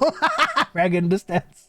But yeah, I'm an incredibly light sleeper. So like within like minutes, Egg falls asleep, and there are some light snores, and I'm like, okay, it's just like the difficulty level of getting to sleep has just gone up. The difficulty level of getting to sleep has gone up, and then Egg stops sleeping. I'm like, okay. Egg stops snoring. I'm like, okay, cool. Right, here we go. It's time to sleep. I can get to sleep now. And then the Ray snoring begins. Oh my god. Oh my god. In all my years, I have never heard such an orchestra.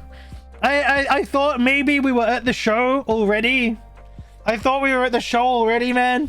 There was different sounds. There was beep boops. There was machinery. It was impressive. It was legitimately the most impressive snoring I've ever heard in my life. It was a symphony of sleep. A symphony of sleep.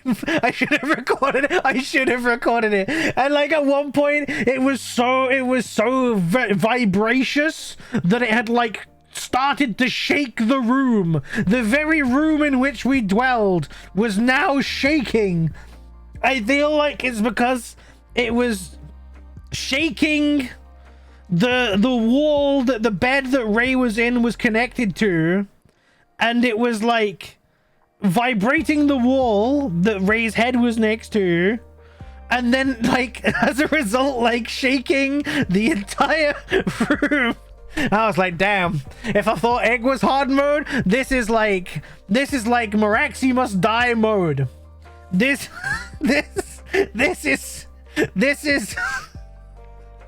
is Kingdom Hearts 3 critical level 1, all debuffs from Remind applied. mode. Hey Vanix, how you doing? Welcome in. Welcome, Vanix. This is, yeah, Momo is not sleeping mode. That's normal. That's on Tiger 1 engine. I'm like, well, fuck. So I eventually somewhere around 5 a.m. I think I get to sleep, man. I would be the final boss. I snore like a cat and sleep like a rock. Can't even wake me up to tell me to shut up. Oh no. Oh no. I get to sleep somewhere around 5 a.m. and we're planning to get up at 9 a.m. So when I have 14, I don't know. When I get chance, Venix. When my PC's rebuilt, probably, which will hopefully be after this weekend. So yeah, I get to sleep somewhere around 5 a.m. We got to get up at 9 a.m. so we can go do stuff in London for the day before we go to the concert. And I'm like, okay, I'm sleeping. I wake up, right? I wake up and both Ray and Egg have the nerve. They have the nerve to mention that I went back to sleep after my alarm went off and started snoring. How dare they? And I was like, how did you know I went back to sleep? And I was like, you were snoring. I'm like, how dare you? How dare you? This is uncalled for. I have just suffered Symphony of the Night Sleep Edition, and you are calling me out. God. God damn it. Anyway, it was fine. We're all friends here. I let it slide. And it's like, because we're all friends, we're having a nice time. We're good friends here. It's all good. We can make a joke out of it. It's fine. I don't mind being the snorer. It's okay. Shit is I cannot share a room with anyone. I crash out. That's me. I get really mad, but because like I can't get mad at my friends, right? Like I just have to grin and bear it, right?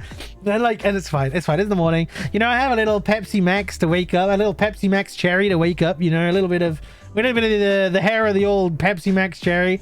You know, we go get ready, we get washed up, we get washed and cleaned and dressed and everything, blah blah blah. Moraxi Souls prepared to not sleep edition. literally. And what I noticed, chat, is my shoes were not made for walking, chat. My shoes were not, in fact, made for walking. And I had woken up with some quite pains in my feet. And this is not good. And I gotta wear these shoes again for 2 whole days. But my shoes were not made for walking, chat. And when we get up, we have like a chat. We do like, we get ready. We get up, and I'm dreading putting on the shoes. I'm dreading it. Egg's like, you want some plasters for those blisterinos? And I'm like, yeah, thanks. I'll take some plasters. And Ray's like, we should get you some blister plasters. I was like, yeah, maybe we should. And I just got the normal plasters on, these blisters that have appeared on my feet. I'm sorry if that's too much information. Oh yeah, so also Egg, Ray, and Moegi have seen my horrific feet now, which I'm very sad about. I'm very grateful they didn't take wiki feet pictures to put it on like VTuber feet or something. Because I'm pretty sure none of you would ever talk to me again. But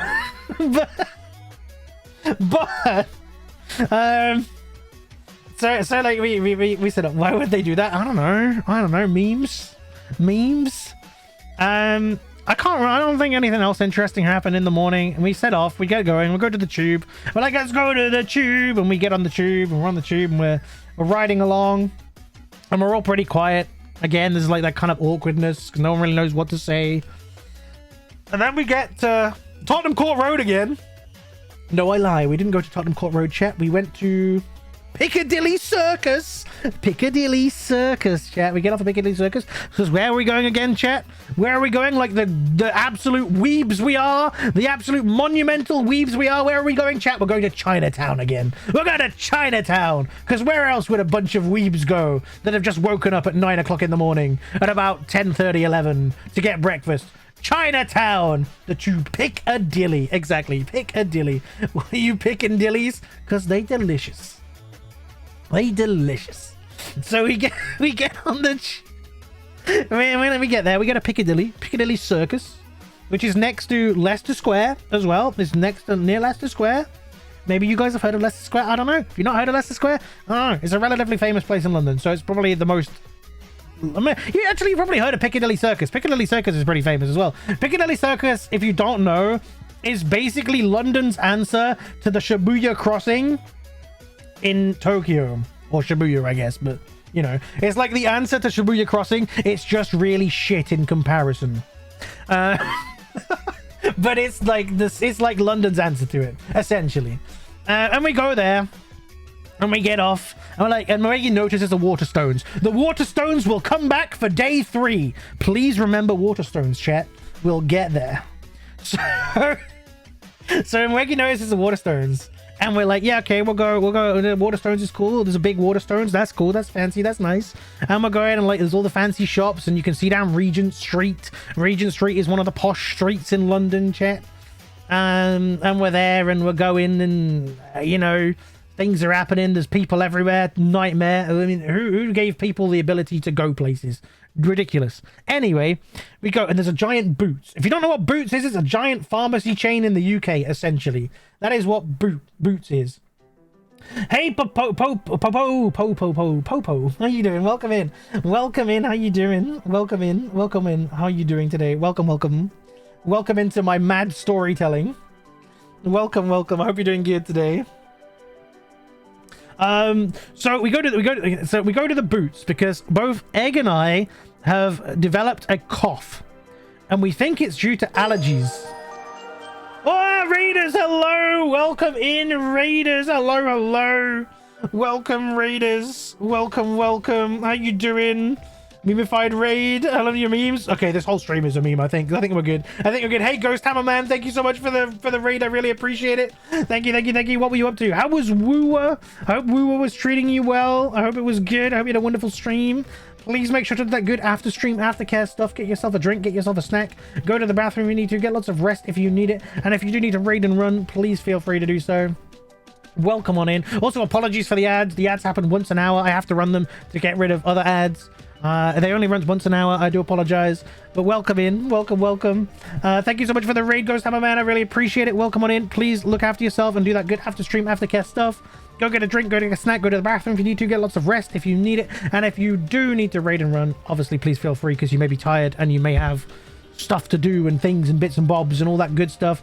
And for those of you that may be new here, my name is Moraxi Astraria. I am the Star Demon VTuber here on Twitch. I'm a variety streamer that is a big fan of JRPGs, action RPGs, general RPGs, lots of games that are not RPGs as well, adventure games, FPSs, puzzle games, platformers, the works, the whole shebang. Some favorites include Final Fantasy XIV, Xenoblade Chronicles. I'm enjoying Nier a lot at the minute. I'm playing through that at the moment. Cyberpunk, Zelda. We've got Zelda coming. We've got re-releases of Zelda coming. Anyway, welcome in, Raiders. It's a pleasure to have you here. Thank you so much for raiding and picking me as your raid target. I'll just stall for the rest of the ads, I guess, so I can continue my Boots story. I can't believe we're over 2 hours into stream and I'm literally still only at the start of day 2. This is ridiculous. I should not be allowed to yap about stories, chat. I should not be allowed to do this because I'm very bad at it. I'm very bad at this. I'm my brain does not allow me to tell a coherent story. It is not possible. It is not easy. Someone, please. If I'm really enjoying it. It's very entertaining. Oh, I'm glad. I'm glad you're enjoying it, Kara. And I'm glad you think it's entertaining. Wait, don't shut up. The ads are nearly done. You tell so well. I don't know. I don't feel like I do. I feel like Rue said. Rue said I'm like a grandma. Welcome back, Papa. I apologize for the ads. I only run them once an hour to avoid pre-roll ads for new people coming in. I do apologize for the ads. I do apologize. Well, welcome in. Okay, so back to the story, chat. Back to the story. Boots. Boots is a big pharmacy chain. If you're not aware, it's just like a giant ass pharmacy. This is like 2 stories, 3 stories or something in the middle of London, right on the edge of Piccadilly Circus. Bobo, thank you so much for the follow. Welcome to the Astronomy Club, and I hope you enjoy your stay here. Welcome on in. Welcome, welcome. And so yeah, we go to Boots because Egg and I have somehow developed a cough and a bit of a sniffle, and we think it's allergies and possibly from like dust or something. Not sure. We both like literally the 2 days, no, the day before that, we said we need to make sure we take antihistamines to London, and we both flipping forgot. So we go to Boots to buy some antihistamines, and while we're there, I'm like, okay, I'll get some antihistamines. I want to drink as well. I want to drink because I need a drink for the day if we're going to walking around a lot. It's pretty hot today. I want a drink. So I go get a drink and I get a bottle of Fanta. You didn't need to know it was a Fanta. I can't save just chatting, but I will pretend I'm saving by doing this. That was a save. That was a save. That was a save. There we go. So I get a Fanta. And did I knock it over? I was waiting for that. It was a bottle of Fanta, not a can of Fanta, and we did not, in fact, knock it over. Maybe I did knock it over later in the day. I don't know. I did not knock it over at that point. Thank you for the text, Popo. I appreciate it. So we go to Boots and we get the antihistamines. And Ray comes up to me, and in a very caring manner, a very caring and concerned and wise manner says, "Hey, Moraxi, do you think it's a good idea to get some proper blister plasters for your blisters?" And I said, "No, I think I'll be okay with the plasters I've got on. I think I'll be okay." Remember this, chat. Remember this, chat. Remember this decision, chat. At this point, Moraxi made a choice. Moraxi made a choice. I said, "No, I'll be fine." I will remember this. Thank you for the hydrate, Popo. Let me hydrate 1 second. That was a dumb idea. Maybe it was. We'll find out later. So we go, we check out, and I'm in the checkout. I don't know why I'm telling you all this. This is completely irrelevant information, but I'm telling you anyway.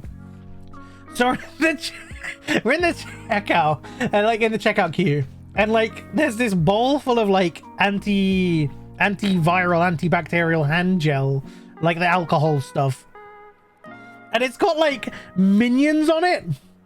And Ray's like, "Oh, hey, look, it's minions on this. Maybe I should get it for like," I think Ray said like for like his, I don't know, a family member of some description. And I was like, "Oh, hey, I could use some of that hand gel stuff." And I couldn't see any other hand gel, so I was like, "I'll buy the minions hand gel." So I got myself a little minions hand gel, right? It had a little carabiner on it so you could clip it onto stuff. It's got a little minion guy on. I don't know which minion was. I think it was like, it might have been Bob. It might have been Kevin. It might have been the other one that I'm not sure of. I'm not sure. It was a minion.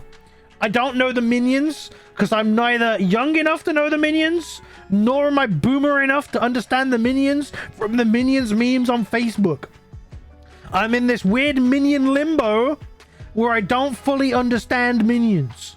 I know they are yellow and that they are sometimes quite funny, and that there's something to do with Gru from Despicable Me. That's my knowledge of minions. But I got the minions hand gel so I could keep my hands sanitized. Very important in London because it's a very stinky place. So we go. We check out. We go. We leave. I have made the decision, and on the escalator down out of Boots, Ray is in front of me and says, "Are you sure you don't want the blister plasters, Morax?" And I said, "No, I'll be fine. I'll be fine. It's all good. I'll be fine." Remember this, chat. Remember this. Remember this, chat. So anyway, we leave Boots and we're outside and we're like, okay, where are we going now? Where are we going now, chat? Well, it's the aforementioned Chinatown. We're off. We're off to Chinatown. Down Shaftesbury Avenue we go towards Chinatown once again. Once more onto the breach, dear friends, once more. And this time we're heading back to the bubble tea place that had the gacha machines. We're going back there because Moegi has decided that 10:30, 11-ish a.m. I think it was about 11, maybe 11:15 or something, is the perfect time to get takoyaki. And they sell takoyaki there. And I'm like, you know what? I am on board. I like this idea. I like takoyaki. I love a good takoyaki. I want that. That sounds good. I'm with you, Moegi. Let's go. Let's go get the takoyaki. So we get there. We get there, we go in. It's quite busy today because it's a Saturday now. It's a Saturday. Like boba tea. We had boba tea on day 1. We've got boba tea on day 1 from this place. We decided no boba tea day 2, just the takoyaki. There was gacha, and the Sanrio gacha chat is staring at me. It is staring at me with reckless abandon. It stares. The cinema roll stares. The My Melody stares. Pom Pomparin's eyes are empty and cold, but still he stares. And I'm there, I'm waiting. I'm like, I ordered my takoyaki. I ordered takoyaki. I got all the I did the order for the takoyaki. We got takoyaki. Ray got takoyaki. Moegi got takoyaki. And Egg did not get takoyaki. Egg got yakitori, which I honestly think maybe was a slightly better choice. The yakitori looked delicious. The takoyaki was also delicious. It was really good. They went very heavy on the what are they called? I can't think of the name now, but like the you know, the fishy flaky that you put on stuff. They went a little heavy on that, but it was really delicious. But the yakitori, yes, that's the one, Reg. Bonito, I believe Bonito. Oh no, the Sanrio. Yes, the Sanrio. Sanrio, my weakness. Exactly. But we're waiting for this, and it took a while. It was waiting. The yakitori seemed like a good choice, though. It looked really nice, really tasty, really smelled good. So I'm kind of like, maybe I should have got that. It's also a lighter snack than takoyaki. Takoyaki can be quite heavy. So I was we were waiting, and the machine's staring at me, chat. And I'm like, I'm doing it, chat. I'm doing it. I didn't say chat to them. I was like, I'm doing it, guys. I'm doing it. I'm buying. I took my phone out. I beep booped my phone on that cash machine, and it goes, and it says like arigato to me because it's all in Japanese, and I'm like, thank you too. I'm gonna twizzle my nizzle now. I turned that knob. Good, and then out pops my little gacha. And who do I get? Who do I get today, chat? As my first pull of the day, who do I get? You'll never believe it. You won't believe it. You won't believe who I got. It wasn't another Hello. It was Cinema Roll. We got Cinema Roll. Hell yeah, it was Cinna. And I'm like, yes, score, Cinema Roll. I'm like, yes. I wanted Cinna and Pom Pomparin the most, okay? Those were the two I wanted. We got Cinna. I knew the little blue transparent ball rolled down the hill towards me. I was like, it's Cinna. And it was. I opened, it was Cinna. It was a good moment. But then we waited more, chat. And I says to myself, oh, that Sanrio machine's looking real tasty. And I says, oh, and out comes the phone, and I have no control. My phone's out. It's beep booping again. Arigato. I'm twizzling the knob, and out pops another ball. And I'm like, it's pink. It's pink. I'm like, oh no, I got another Hello Kitty. What do? I got a double Hello Kitty. Oh no. What do I do? And so I open it, and I was absolutely debated. It was not Hello Kitty, it was My Melody, because they're both pink. I was debated, and that was a good day. Then Egg had to go. And Egg got Cinema Roll.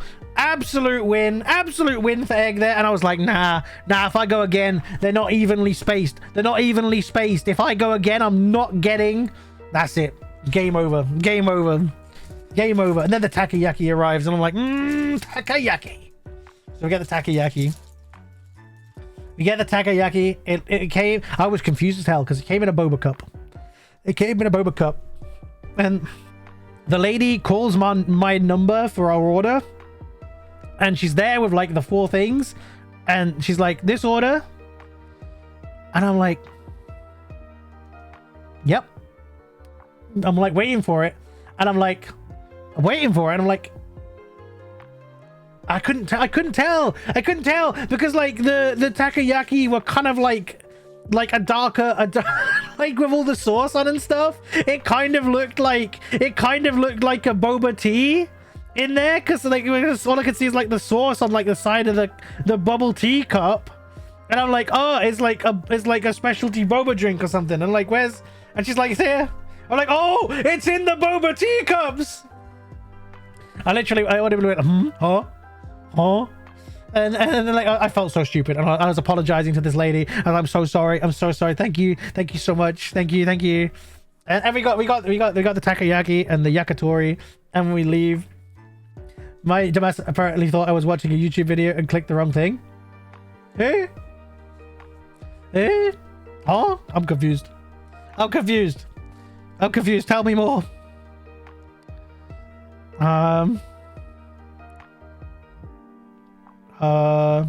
Yeah, anyway, so we go and we leave, and we're like okay, what do we do now? Where do we go? And we decide to like math out our path. We optimize our route through London and Chinatown. We figure it out, and we're like, the logical next step on our journey is Forbidden Planet. Forbidden Planet. Do you guys know what Forbidden Planet is? Unless you're from the UK, you might not know. I don't know. I think there are some Forbidden Planets in other countries, so you may know. What Forbidden Planet is. But we decide to go to Forbidden Planet, and we're eating the takoyaki, and we're trying to find somewhere to eat the takoyaki first. But on like the way, I can't stay up any longer. Back to sleep. Too early for Soft. Good night, Soft. Sleep well. Good night. Sleep well. Forbidden Planet. I'm on mobiles doing something else. Stream just the window itself and clicking Twitch. You go back and click on YouTube. Oh, I get you. Understand. No dunce here. It happens to everyone. So we go, and we find somewhere to eat the takoyaki, and we find a tree, and that tree is almost a Forbidden Planet, but it is next to a crossing that is like in the theater area. We're just waiting. We're eating the takoyaki. We eat the takoyaki, and we're all done, and we're finished, and we're like, let's go. We go almost to Forbidden Planet. Now, for those of you that do not know, Forbidden Planet is like a nerd shop. It is essentially, it was like a comic book store, but then it expanded into like all forms of like memorabilia and like anime stuff, figures, manga, manhwas, and like blah blah blah blah blah, all this stuff, like light novels, graphic novels, etc. So that's what Forbidden Planet is, and we go there, and this is like the London mega store Forbidden Planet, and we go, and it is right about at this point when we're walking down the road to Forbidden Planet where I realized that my feet are in a lot more pain than I had given them credit for. And I'm thinking to myself, fuck, why are my feet in so much pain? This is bad. This is very bad. And we're getting there. We're plodding along. And I'm thinking, I need to sit down somewhere and get off my feet soon, because otherwise my feet are gonna explode or something unless I rest them for a little bit. And we're like going there, and I really wanted to look around Forbidden Planet, man. And we go to Forbidden Planet, and like we're looking around. Egg goes around and looks around like the western comic book section upstairs, and the other three of us, being the bigger weebs, decide to go downstairs into the basement where weebs belong. And we go and we look for art books for Final Fantasy and for manga and that kind of stuff. And I really wanted to have a proper look at the manga, but my brain was not working at this point. All I could do to avoid the pain in my feet at this stage was to follow the other two. I couldn't properly focus on looking at anything, which sucked, because I really wanted to look, and I wanted to get myself like a new manga or something, try and find a new cool one or something like that, but I just couldn't. My brain couldn't focus. I was like, I've made a terrible mistake. I should have got the blister plasters. This is bad.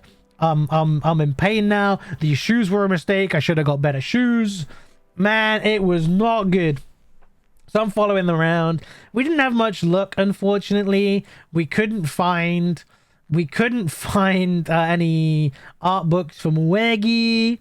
But Egg found something. What did Egg buy? Egg bought something, but I can't remember what it was. And then Ray bought a book that is like the I think it's like the Law of Near Replicant, I think it was, that we found. And Ray bought like the first one of that.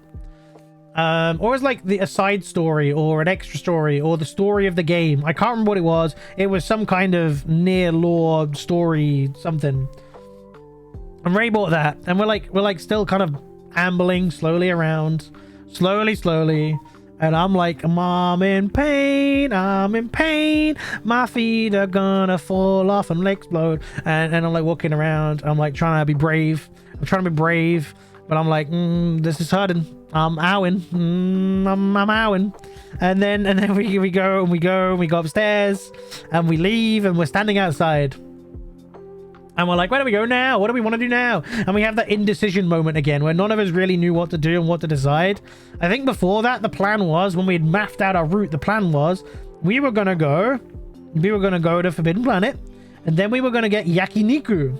We were going to go to a yakiniku place because that was the next closest place to us on the route of all the places we wanted to visit.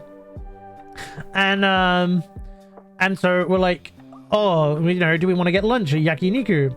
And I was like, yeah, I'd like to get, you know, I'm kind of hungry. I could eat, and I want to rest. I want to sit down, to be honest. And Egg's like, yeah, I could eat too. I could go with sitting down.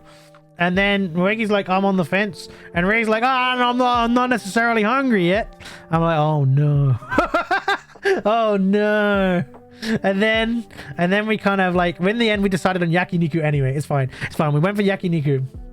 And we go to this place. We get there, and it's kind of like it's almost back to like the boba tea shop.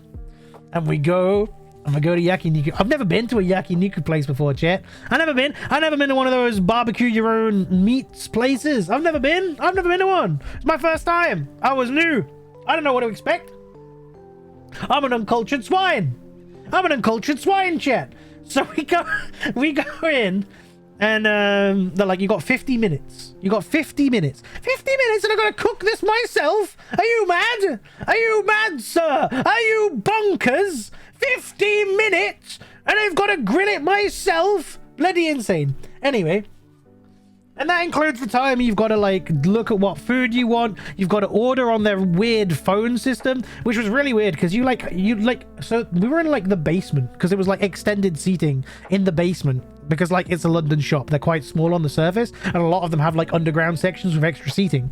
So we get put downstairs because the upstairs is full and there's like no signal on my phone, but you need to connect to this like menu they have online to like place your order. It's all done through your phone in this app, and like I had no signal, so I had to connect to their Wi-Fi. And I'm always really sketchy about connecting to like public Wi-Fi's because I work in IT. I know what happens on those networks. I was like, I don't like this, makes me uncomfortable.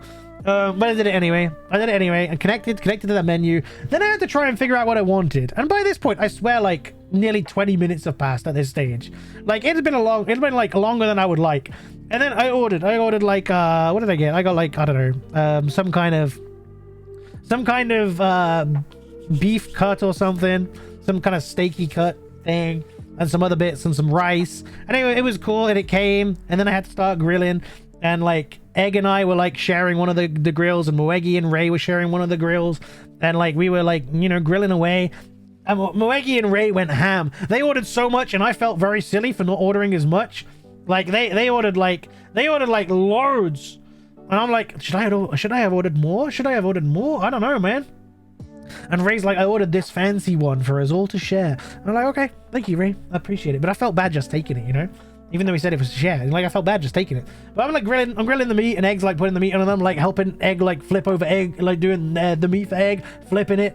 You know, it's like I'm getting into it. I'm like, yeah, grilling, man, flame. You know, I'm like cooking away, and I'm like eating it with my rice, and it's like, it's good. I'm enjoying it. It was tasty. It was really good.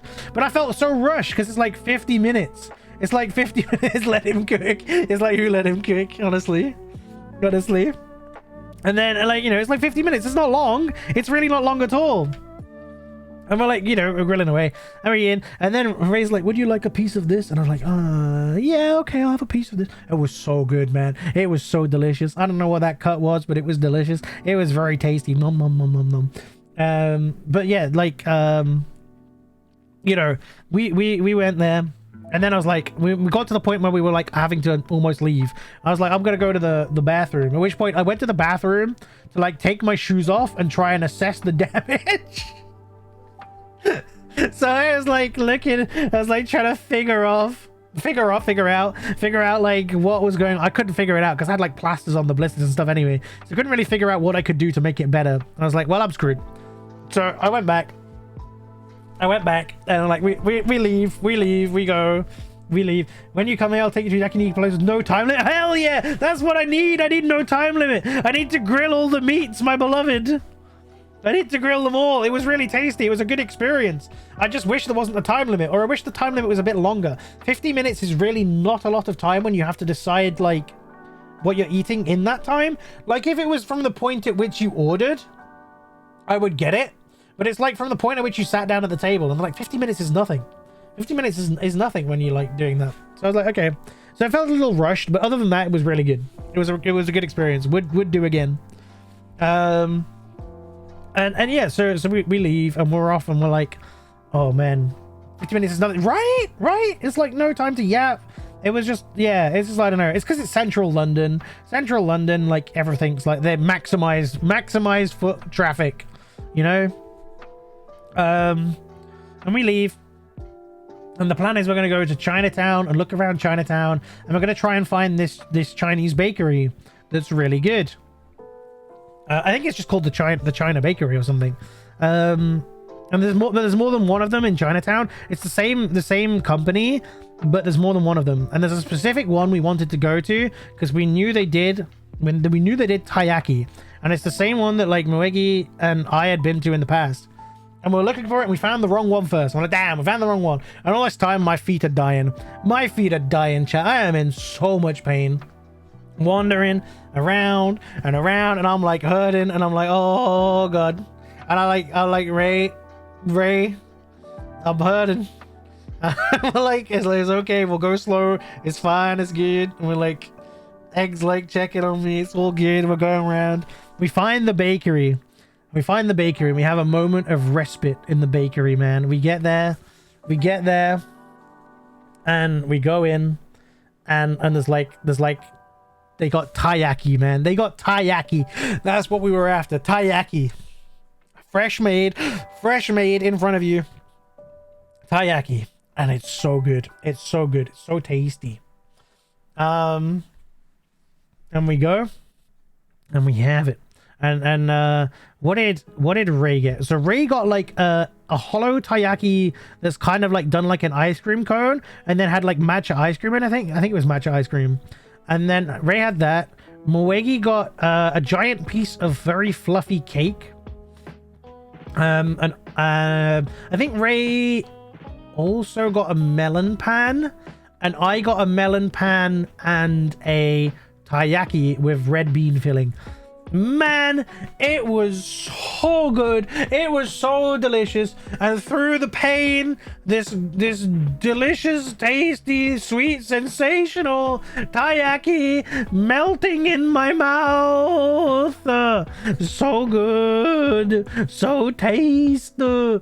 It was really nice. It was really good. It was as good, if not better, than I remember. Oh, Moegi also got like the tiny taiyaki. They do like little tiny baby ones that are like one single bite-sized ones. Single bite-sized taiyaki. I think they're filled with, I can't remember what they were filled with. I think it was red bean though. It might have been like chocolate or something. Nutella possibly. I can't remember what those were filled with. I can't remember. Memory is impeccable. I have failed. I would not be able to remember this much. The pain seared everything into his memory. It's true. The pain did this. But they were really cute little mini taiyakis, and very like cute. But yeah, my red bean taiyaki, delicious. 11 out of 10. If you guys ever visit London and we're in London, I've got to take you guys to that bakery because they do the damn good taiyaki. So then we're like wandering a bit.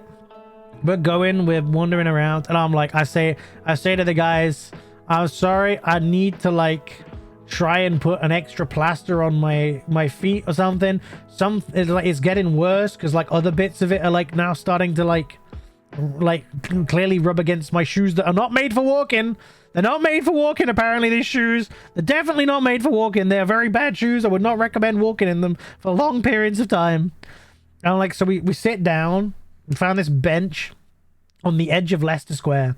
On the edge of Leicester Square, we find this bench, and we sit there. And I asked the guys to like huddle around me so they can't see my feet. So like the general public can't see my feet because I was shy about my feet. And they're like huddled around me, and they're like, Egg's giving me plasters because Egg is like, I don't know, man. Egg is that friend that prepares for every eventuality when you go away somewhere. Egg has everything in her bag, man. Like, everything in her bag is in Egg's bag. It's crazy. Hey, Hanzo, how you doing? Welcome in. Good morning. Welcome in. Good morning.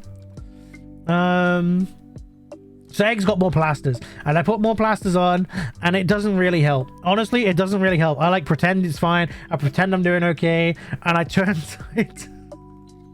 And I say to Ray, you know what, Ray? Maybe you were right. Maybe I should have got the blister plasters. And Ray's like, well.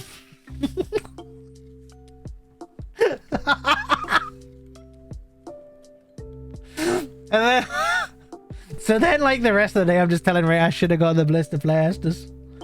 And it was so bad. I felt awful because I'm like making these guys like take detours because of my feet being in pain, and I feel really bad about it, and I'm like being slow because my feet hurt, and I just feel flipping awful about the whole thing.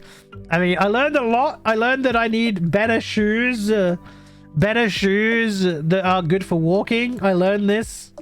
But yeah, I felt really bad about it all. And I was like, well, Ray's never been to the UK before, let alone London.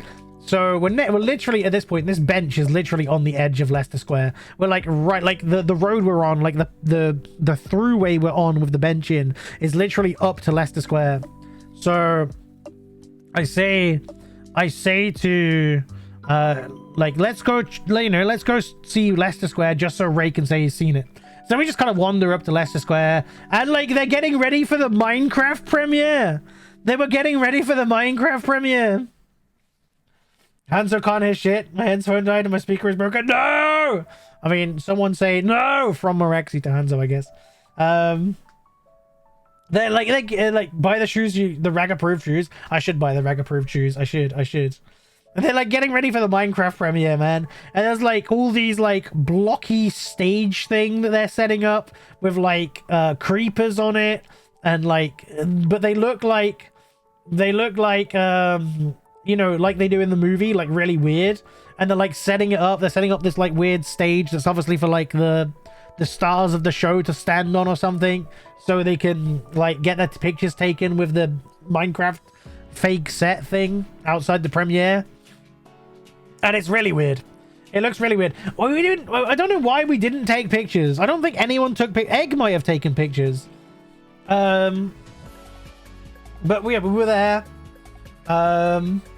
We didn't. I don't think anyone took pictures of the Minecraft stuff, but it was there. It was there. And it was very surprising. I was like, oh, it's like a whole weekend early or something, or like over a weekend early.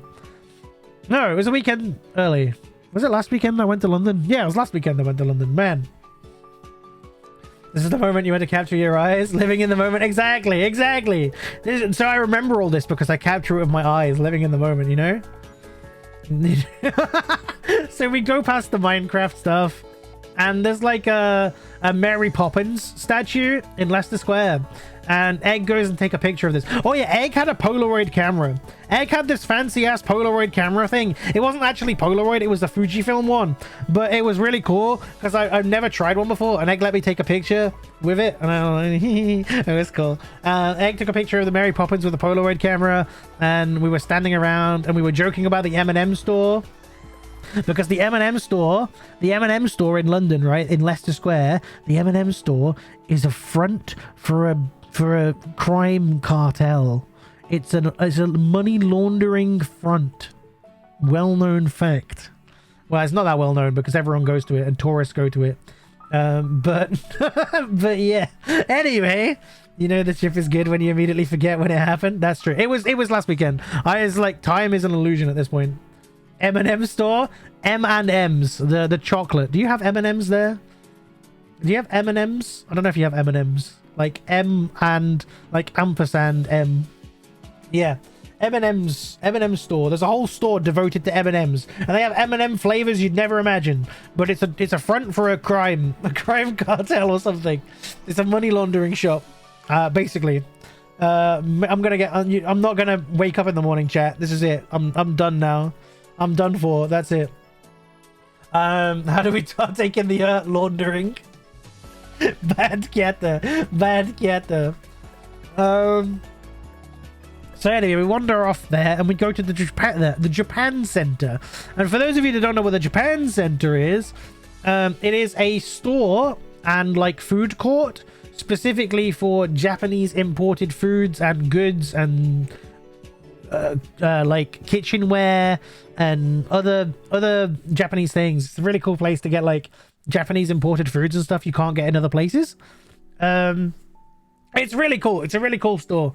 And they've got like a little food court in there where you can get like food made and yeah, it's pretty good. And like if you ever go to a convention in the UK, like a big Comic Con or anything, the Japan Center normally has a stall at them.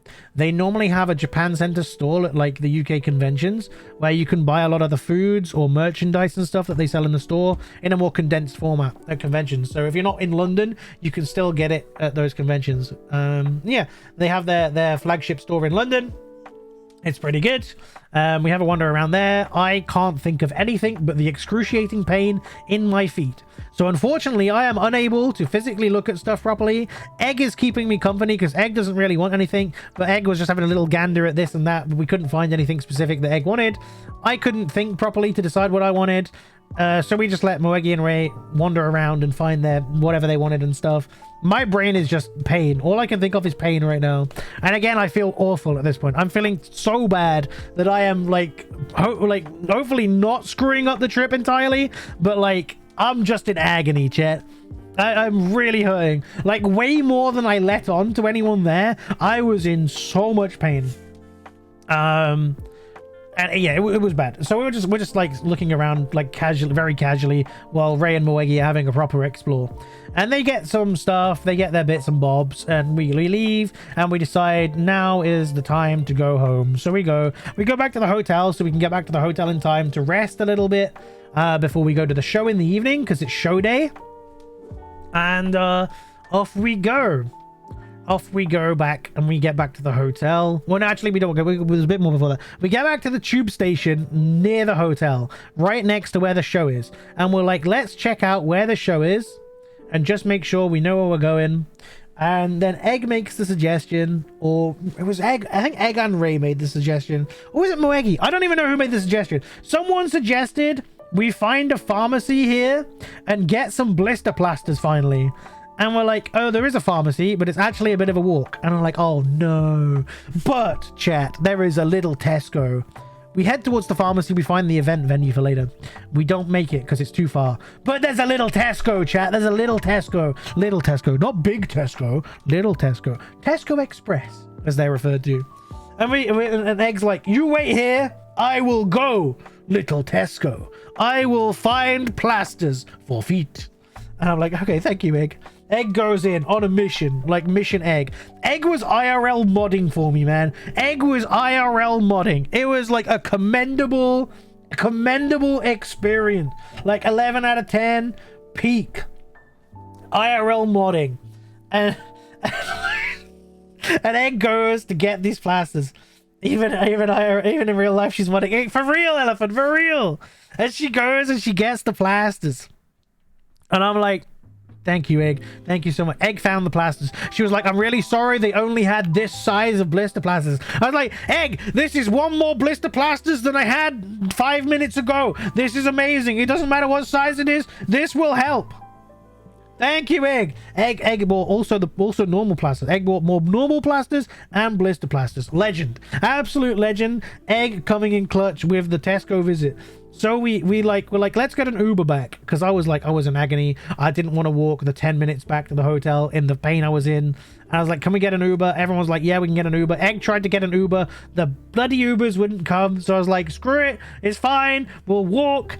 And then I was on a mission. I was like locked in. I was locked in, chat. I was like, I'm walking fast. I don't care how slow everyone else is. I'm missioning it. So I'm off. I'm going as fast as I can. I'm trying to ignore the pain.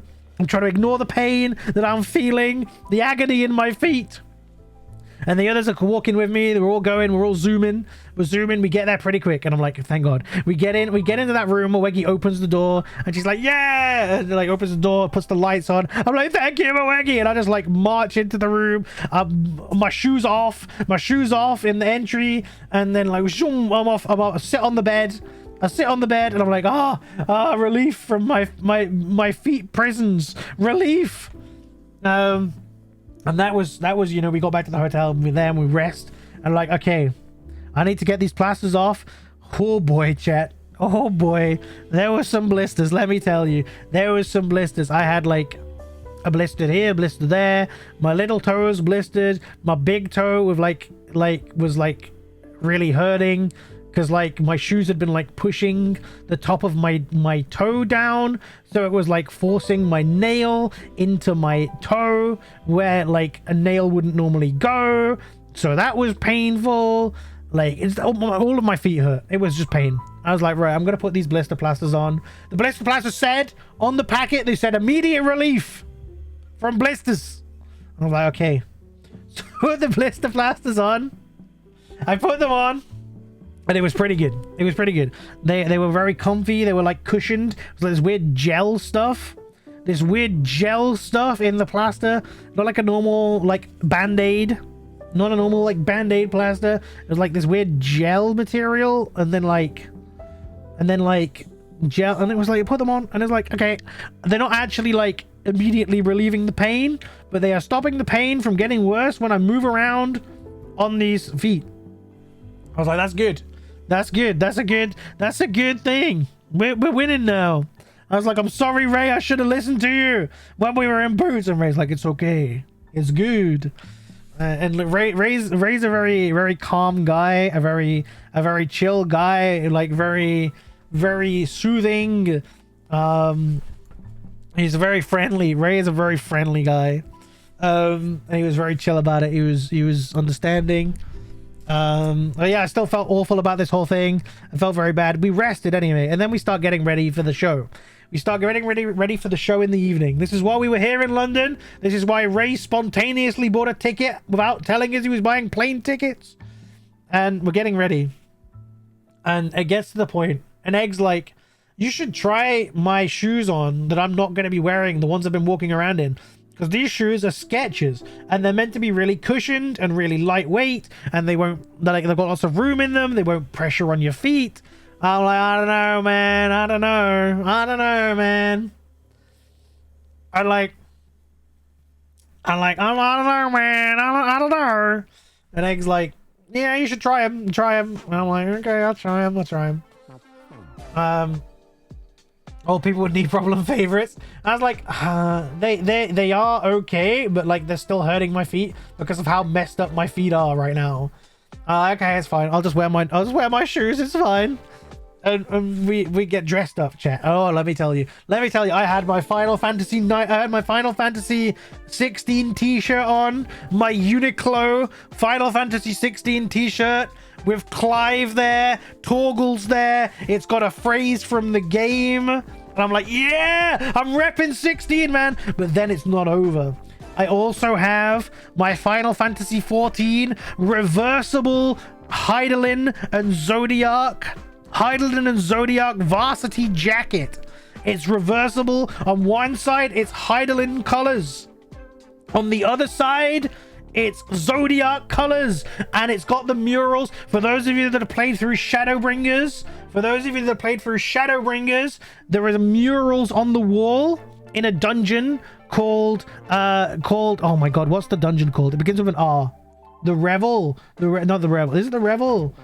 the something what's the dungeon called? It's the level 75 dungeon anyway, and there's like the murals on the wall from the ancient Ascian murals of Zodiac and Hydaelyn, and it's got those on it. On the Hydaelyn side, it's got the side where Zodiac is like on the floor and like Hydaelyn is like karate kicking down on Zodiac, and on the Zodiac side it's got the side of them, the two of them like coexisting side by side. Now naturally I was wearing the Zodiac side, chat. The Zodiac Katana Revel, that's the one. Thank you, Reg, that's the one. Katana Revel. I couldn't remember the first word. I was wearing the Zodiac side. Why? Because it's purple. Because it's purple, chat. The main color for the Zodiac side and Zodiac and that artwork is purple. So I'm wearing the Zodiac side. And I like the mural. I like the mural more on the Zodiac side. So I'm wearing these two bits of merchandise, repping these games that I love. And we go. Once again, purple. Exactly. So it gets to the point I have to put my shoes on. I put my shoes on, and the pain again is unreal. Is it slightly more cushioned? Yes, because the blister plasters are putting in work. They are doing some heavy lifting. But again, I am in pain. I am in so much pain. I took painkillers. They helped. They did help, but still not enough to stop the pain entirely. And we leave, and we're getting an Uber to the venue. We got an Uber to the venue. Bless Egg. She ordered an Uber for us. It was cozy. It was meant to be a big Uber, but it wasn't a big Uber. It was a cozy little Uber. It was nice though. Quite, it was nice. It was fine. We get there. We get to the venue, and we're like, we our plan. So the doors open. The doors for the show opened at 6:30 p.m. and the show was meant to start at 7:30 p.m. Right? So an hour after doors open, the show was meant to start. Right? We made the plan. If we get there at 6 p.m., we hopefully can get near the start of the queue to get to the merch stand quickly. We fucked up, chat. We fucked up. We got there half an hour before doors open, and the queue was already zigzagging right along the front of the building. It started at the doors in the middle of the front of the building. The doors are there. The queue zigzagged around to the right. It zigzagged all the way around to the edge of the building at the right, and then all the way around, all zigzagging all the way across, back across the front of the building, all the way across, and then all the way down the left-hand side of the building, the queue was. And we were there. And we were like, huh, the queue is bigger than we expected at this point. I knew there would be a queue at this stage because I knew there were people that would want to queue longer than we did. But from my experience when I went to the Kingdom Hearts Orchestra at the same venue, because that's the only other show I've been to at that venue. When I went to the Kingdom Hearts one, we went half an hour early, and there wasn't much queue at that stage. There wasn't much of a queue for that one. And I was like, okay, it'll probably be the same for this one, because people know they've got an hour to get in there. Plenty of time. It'll be fine. People usually come during the morning to get the merch. Well, the thing is, they couldn't do that at this one because there was a lunchtime show on the Saturday. There were 3 shows in total in London. The Friday night one, the Saturday matinee show, and the Saturday evening show. We were going to the Saturday evening show, so they wouldn't have let people queue up until after the Saturday matinee show had kicked out. And that, based on the amount of time the show ran for, which is about 2.5 hours, that would mean that show would kick out at 5 p.m. So we figured in an hour, there probably won't be that many people queuing up in that time. We were wrong. We were very wrong. We were very, very wrong. So we were like round the side of the building, and we were waiting, and we were waiting, and we were waiting, and all the time my feet are hurting because we're just standing in one place and my feet are hurting. But it's better than walking continuously, but they're still hurting because I'm on my feet and there's like, oh, fuck you do. It's fine. We're queuing. We're having a nice time. There's lots of like cosplayers around. There's so many cosplayers and people wearing cool Final Fantasy merch and like outfits, and there were other people wearing my jacket, and I was like, of course there are other people wearing my jacket, why wouldn't there be? But there are other people wearing it, and there were people wearing the Hydaelyn side, people wearing the Zodiac side, and it's cool to see everyone repping their different things and different vibes. But I saw another Emmett Selk. I saw some Ascians. I saw a Jill. There was another Clive. Who else did we see? There was a Y'shtola. The Y'shtola sat about 3 rows in front of us inside, which was really cool. Who else did we see? There was all sorts. There was all sorts of cosplay arenas there. They stole they stole my fit. They stole my fit. How dare they? And we get through the queue. We go along the queue. And I'm like, oh, it doesn't look like this. So I told everyone, the way this venue works is they make you queue outside and there are metal detectors in the doorway when you go in, and they check your bags and they make you empty your pockets out and stuff. Well, they changed it. So we walked past the doors as we finally got in front of the building, and I couldn't see any metal detectors. I was like, oh, they've got rid of the metal detectors. It'll be a lot quicker getting in than I thought. This is good. It means we can get to the merch faster. Little did I realize there were metal detectors in the queue instead. Portable ones. And I was like, oh no, metal detectors, my arch nemesis. But we get to the metal detectors, we walk through.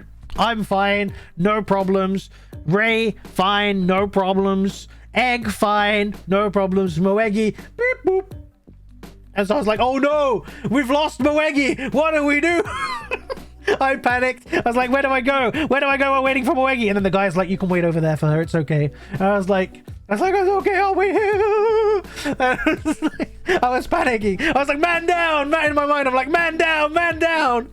And like Moegi like goes through, gets like her bag searched and everything. It took like 10 seconds. It took like 10 seconds. I was panicking for nothing. I was worried like there was going to be problems. There was no problems. It was absolutely fine. And we get in. And the merch queue, my god, it is just like a horde, a rabble, an absolute madness train in front of the merch table.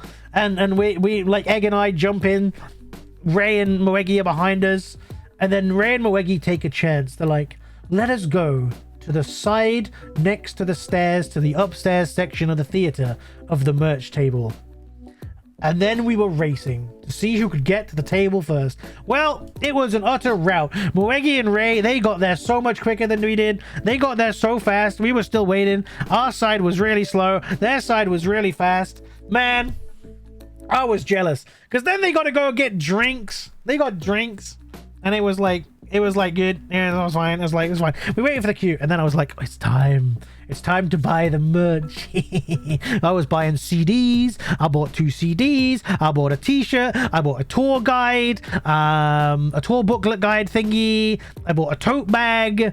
Did I buy anything else? I can't remember what else I bought. I bought bits. And Egg was like, I'm buying a vinyl. I'm buying a t-shirt. I'm buying a tour guide. I'm buying a plushie.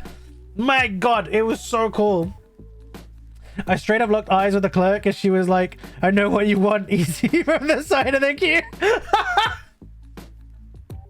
Hi, Moegi. Welcome in. What plushie? Egg got a little, I think it was a little knitted chocobo, I think it was. I think it was a little knitted chocobo plushie. You can get it on the Square Enix store, though, I believe. Unless it's sold out. The clerk knew what Moegi wanted straight away. But yeah, it was fine. And then I was like, oh no, I've lost them. Because they were standing on the stairs. I clocked them from the stairs. I waved at them. And then they were on the stairs waiting because we were in the circle. So there were the stalls in the bottom part of the theater and then the circle above. And we got seats in the circle because I think the seats in the circle generally on the whole, I find circle seats better than stall seats because you have a look down on the stage rather than craning your neck up at the stage. So I've been listening the whole time but busy with FFX. Valid. Thank you for listening, Moegi. I appreciate it. Thank you for being the subject or one of the subjects of my very long story. Thank you for being the subject of my very long story. And they were there on the stairs. And then I got served. And while I was being served, an egg was being served. They vanished. I was like, where have they gone? Oh no! I lost them. And I was like, I told Egg, I'm going to go over to the stairs. I'm going to look for them. And I'm going to wait at the stairs for you while you get your stuff. And Egg was like, okay, I'll meet you at the stairs. And I got to the stairs and I was like, where are they? Where did they go? And I'm like trying to put all my stuff in my little bag. I got my stuff in my little bag. And then I saw them. They were getting drinks. I was like, oh, phew. They're just getting drinks. Classic Ray and Moegi. If you don't know where they are, they're getting the drinks. So they were getting drinks.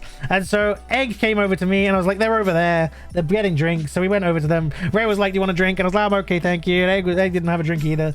Ray was very kind to offer us drinks. And then we go and we get to our seats. And then we sit down. We get to our seats. They're pretty good seats. Like, we've got a really good view of the stage. And we're like there. We're ready. We're waiting. And we're just chilling.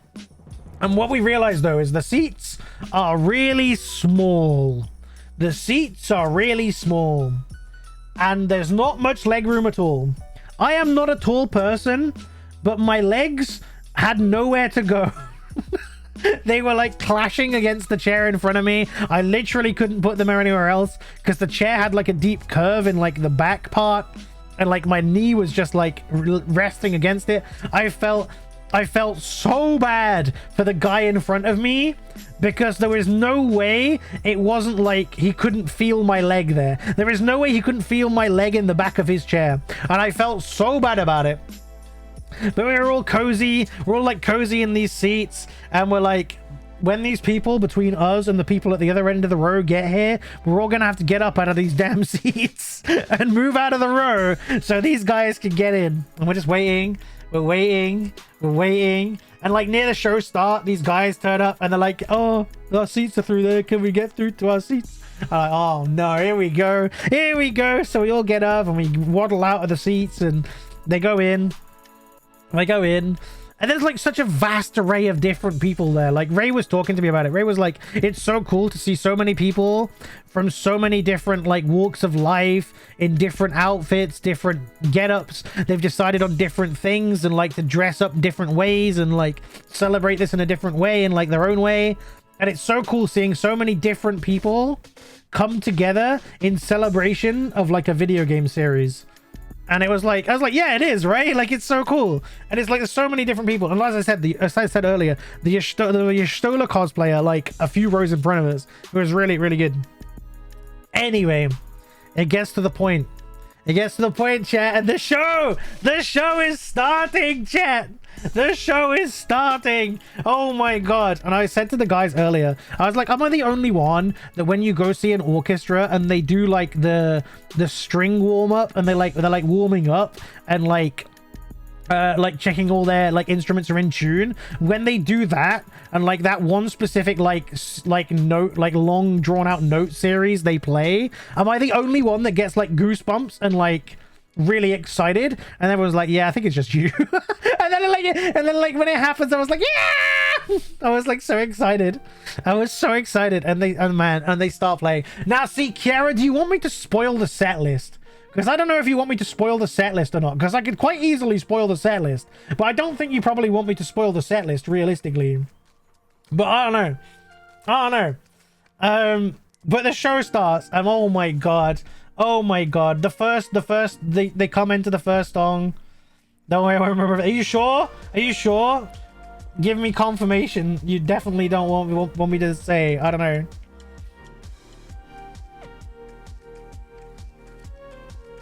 Live orchestra is amazing. It generally is. Are you spoiling that? Okay, that's fine then. So basically, it is amazing. It's so good. And like it gets to the point where they're tuning up, they're getting warmed up and ready, and then Arnie comes out. Arnie Roth, the conductor, he started with the help of others. He started the Distant Worlds the movement, the Distant Worlds organization, an orchestra tour. He started it nearly 20 years ago. I'm hoping there will be a 20th anniversary tour, which I will definitely be going to. But he comes out on stage, he's conducting, he gets there, everyone's applauding, it's great, it's wonderful.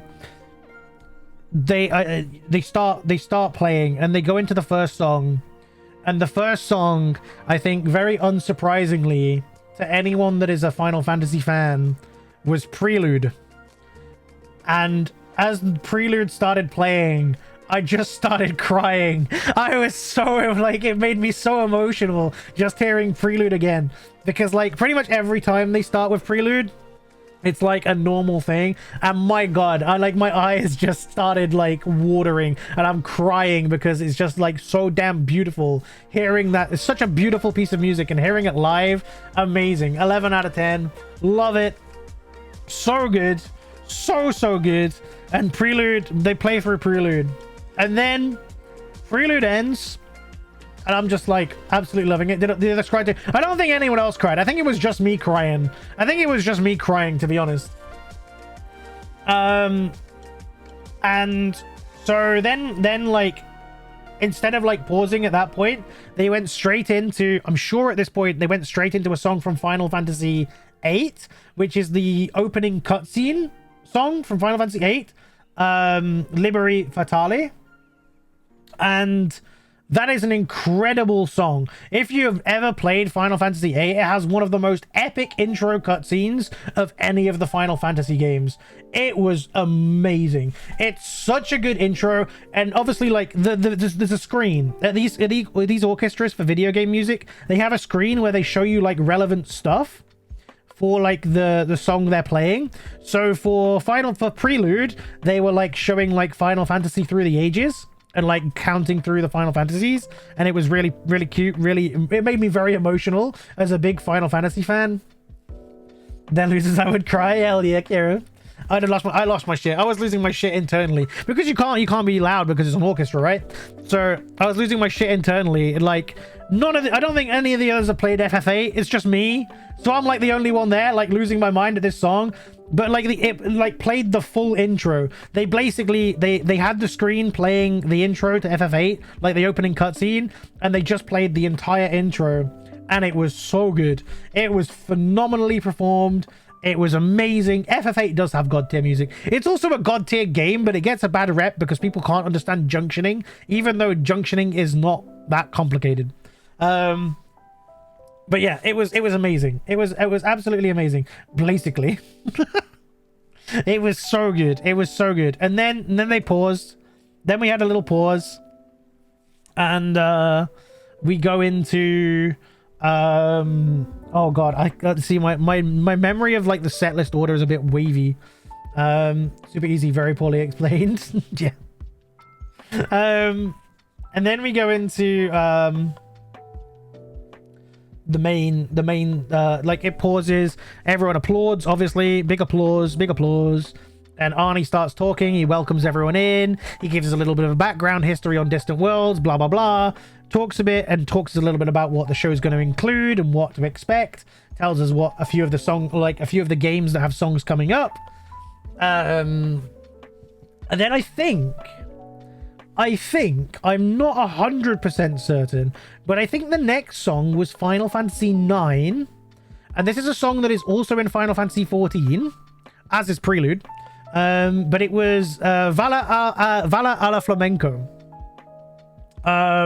which is a song from near the start of Final Fantasy 9 that takes place with a very famous part of Final Fantasy 9 near the start of the game.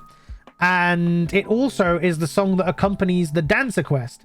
If you ever get around to playing the Dancer Quest in FF14, it is the song that is like played a lot during that, which is kind of relevant. So yeah, they played that, I think was the next one. And then, if I'm not mistaken, I think it was Aerith's theme. We went into FF7, the original Aerith's theme, not like the Rebirth version or remake version or Advent Children version or any of that. It was the original FF7 Aerith's theme, at which point I am crying again. I'm just sobbing at this point because it's Aerith's theme, and it's like that song has a chokehold on me. My god, I'm crying. It's amazing. It's beautiful, phenomenal, amazingly performed. Moraxi just crying away, and like, again, like, oh man, it's so good, brilliant. 11 out of 10. And then after that, what did we get after that? I feel like after that it was possibly, Oh no, sorry, I forgot a really important. Actually, I'm not going to spoil that. I'm not going to spoil that because it's a really cool thing they do at the start of Distant Worlds, and I don't want to spoil it for Kiara because it's like a fun little surprise, I guess. It's a fun little surprise. But it's like really silly. It's a really silly little fun little surprise, but I won't spoil it. After that, after Aerith's theme, if I remember correctly, it was yet another song that is in 14, but it wasn't the 14 version of that song. And I think it was Battle with the Four Fiends, which is a song from Final Fantasy IV that gets used in Final Fantasy 14 at a point that Reg's got there. Kiara hasn't got there yet. But it's it's used in FF14. It's a really, really iconic soundtrack. It's a very, very, very good song from 4. They're just doing the greatest hits, right? Yeah, pretty much. Pretty much. And then after that, I don't think after that we got any other songs that weren't 14 for this part, I want to say. I think that it was onto the 14 songs, if I'm not mistaken. I might have missed one. But then we get into the 14 songs. And first off, we had a song from... This was a really obscure pick. It's a really good song. It's a really good song, but it's a really obscure pick. And I feel like a lot of people, unless they have spent a lot of time during Stormblood being relevant content or done a lot of farming content in Stormblood, probably won't remember it very well.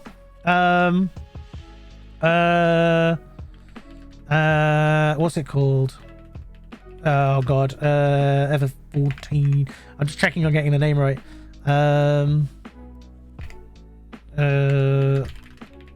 Because I can't remember. It's called blah, blah, blah, blah. Am I remembering it correctly?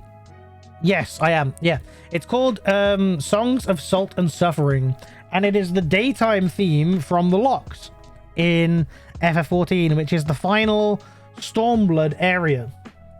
So it's the daytime theme from that zone, and it was a really weird pick, I thought, but also it was really good. It was like, it's a really good song, and it was a really solid pick for an orchestral arrangement of it. But yeah, it was really, really good. Played well. The video that the company did with it was really good. It was a lot of the really like hype bits from Stormblood and like the revolution in Stormblood. And yeah, it was good. And then we move on to a song from Shadowbringers. And we get Tomorrow and Tomorrow. Now, not only is it just Tomorrow and Tomorrow, but Amanda Aken, the singer from Tomorrow and Tomorrow, was also in attendance, and she came out to sing the song along with the orchestra. And that was beautiful. That was beautiful. That had me going. It was 11 out of 10. Emotional damage percent. Amazing. Beautiful rendition. And yeah, that had me going. It was, yeah, so good. Following that is a spoiler song from Endwalker that I will not mention. I will not mention the spoiler song, but it was also a song sung by... Rag will know when I say it's also a song sung by Amanda, and it is heavy emotional damage. It's like max psychic damage level of emotional damage, the song. And hearing that performed live by the original singer had me and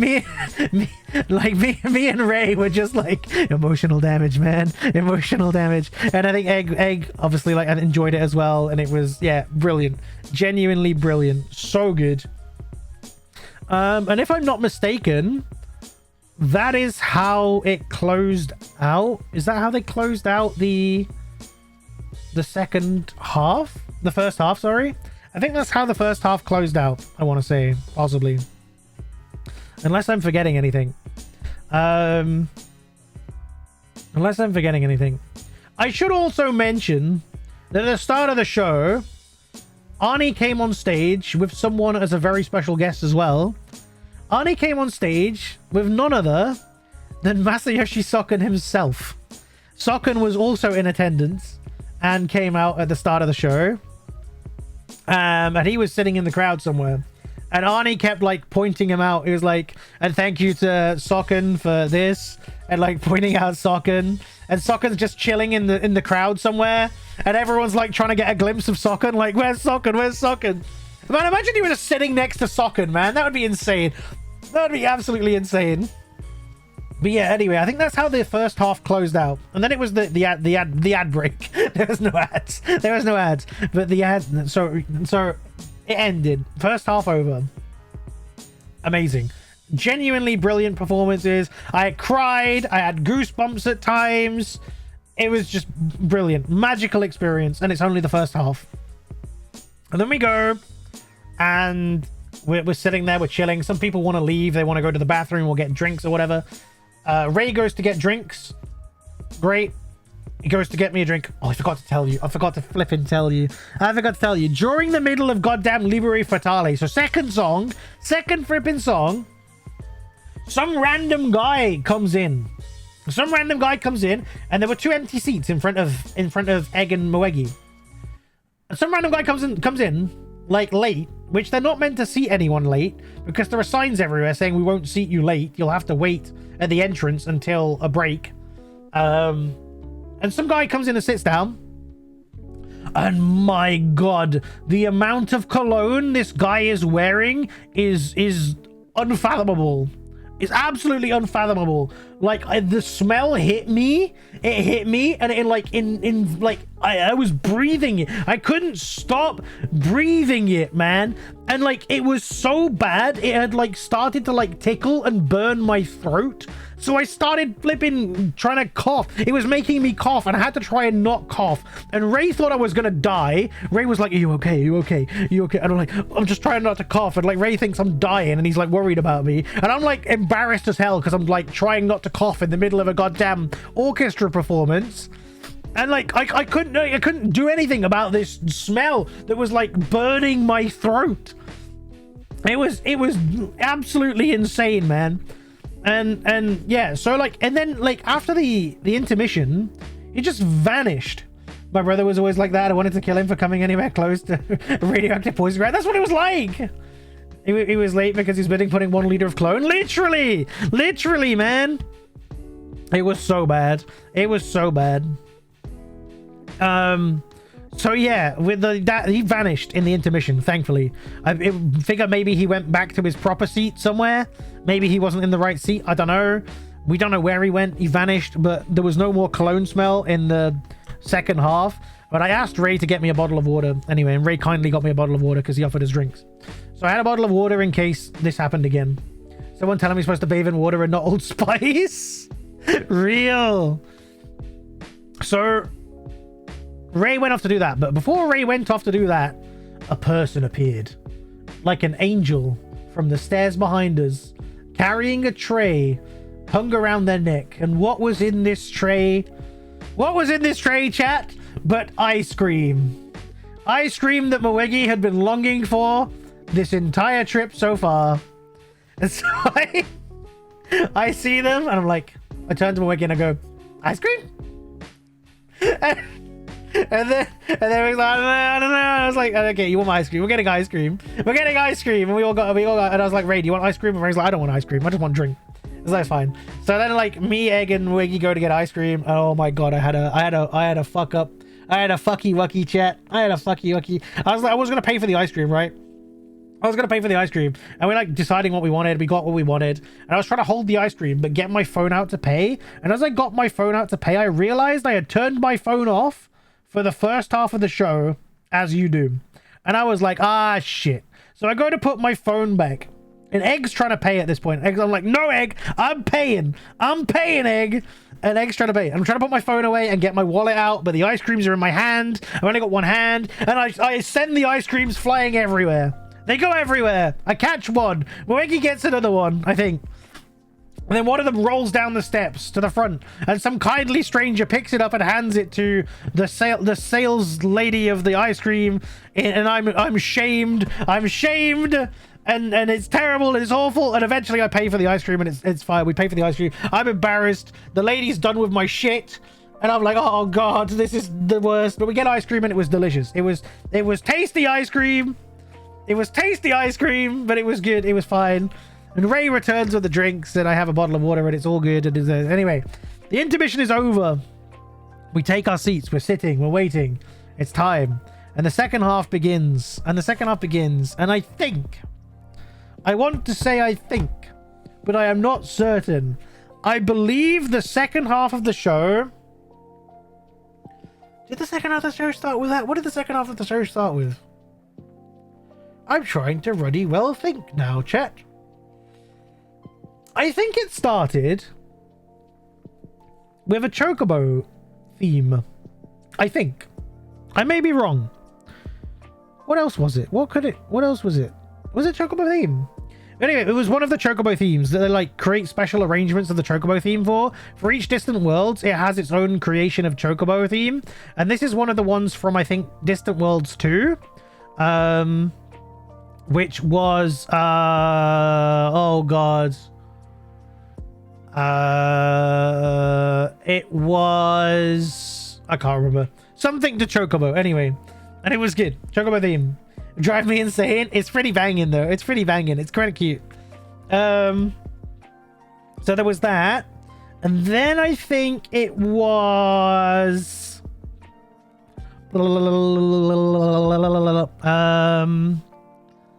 Then I think it was...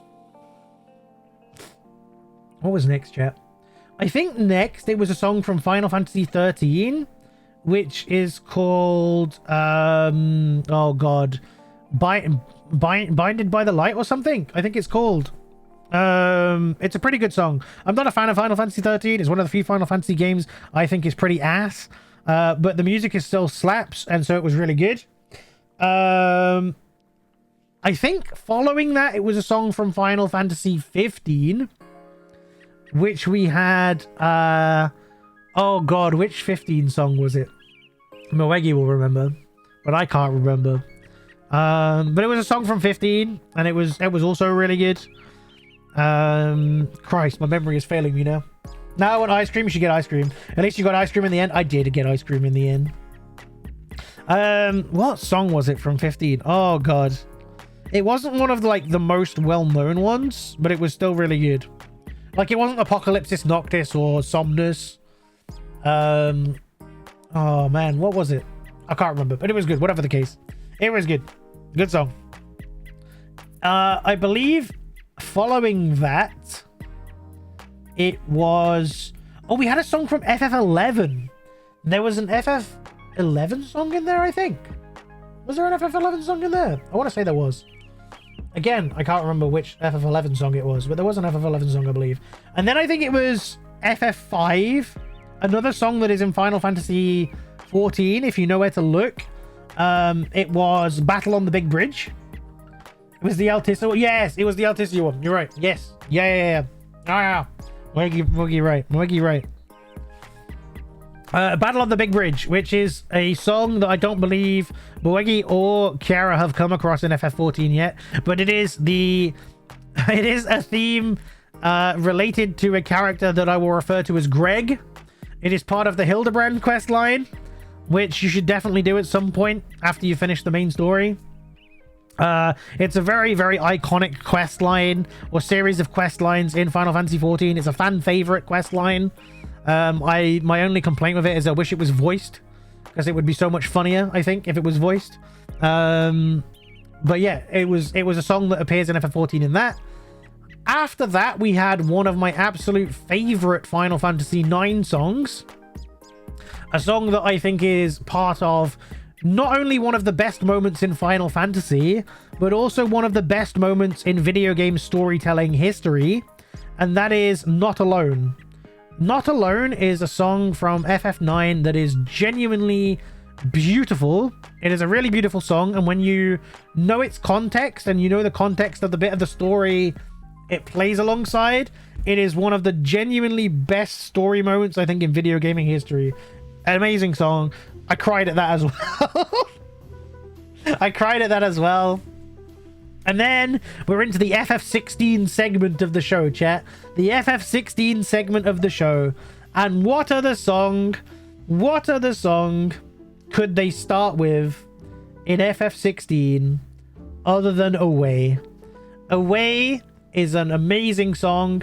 It plays pretty much at the start of the game. It is Phoenix's theme. It is the Phoenix theme in FF16. It plays during the fight scene between Phoenix and Ifrit at the start of FF16 when you're controlling Phoenix. Genuinely brilliant piece of music. Phenomenal song.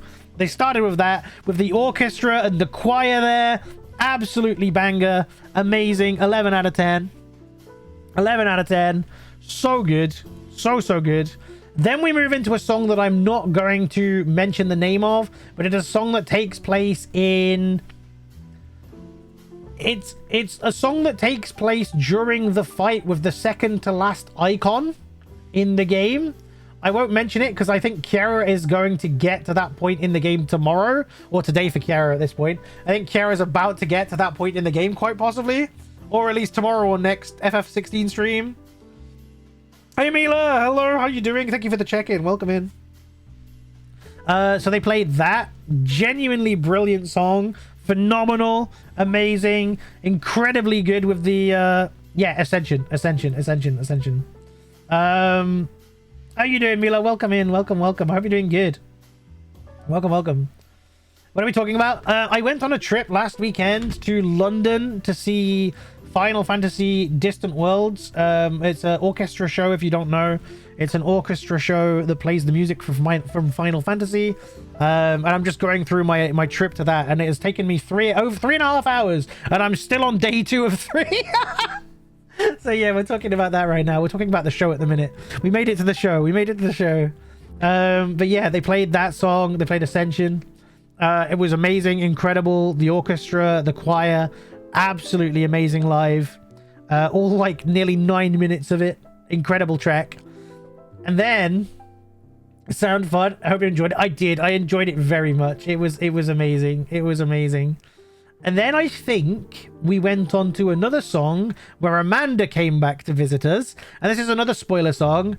Another spoiler song that Amanda sings, which is one of the theme songs for FF16 that plays over the end credits. I will again not spoiler that song. Rag will know what it is.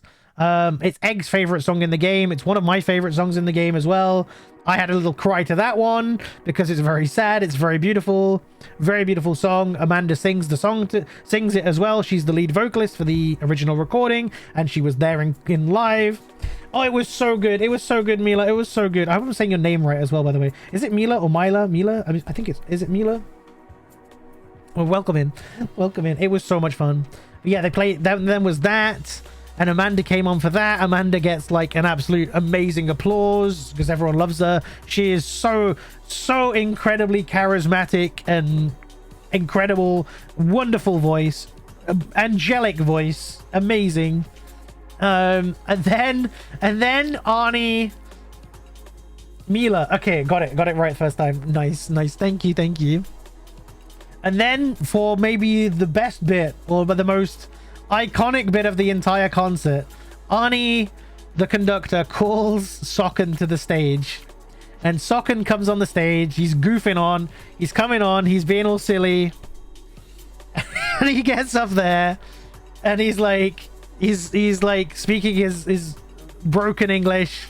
It's amazing. He's got his phone, he's got what he's got to say written on his phone because he doesn't speak very good English.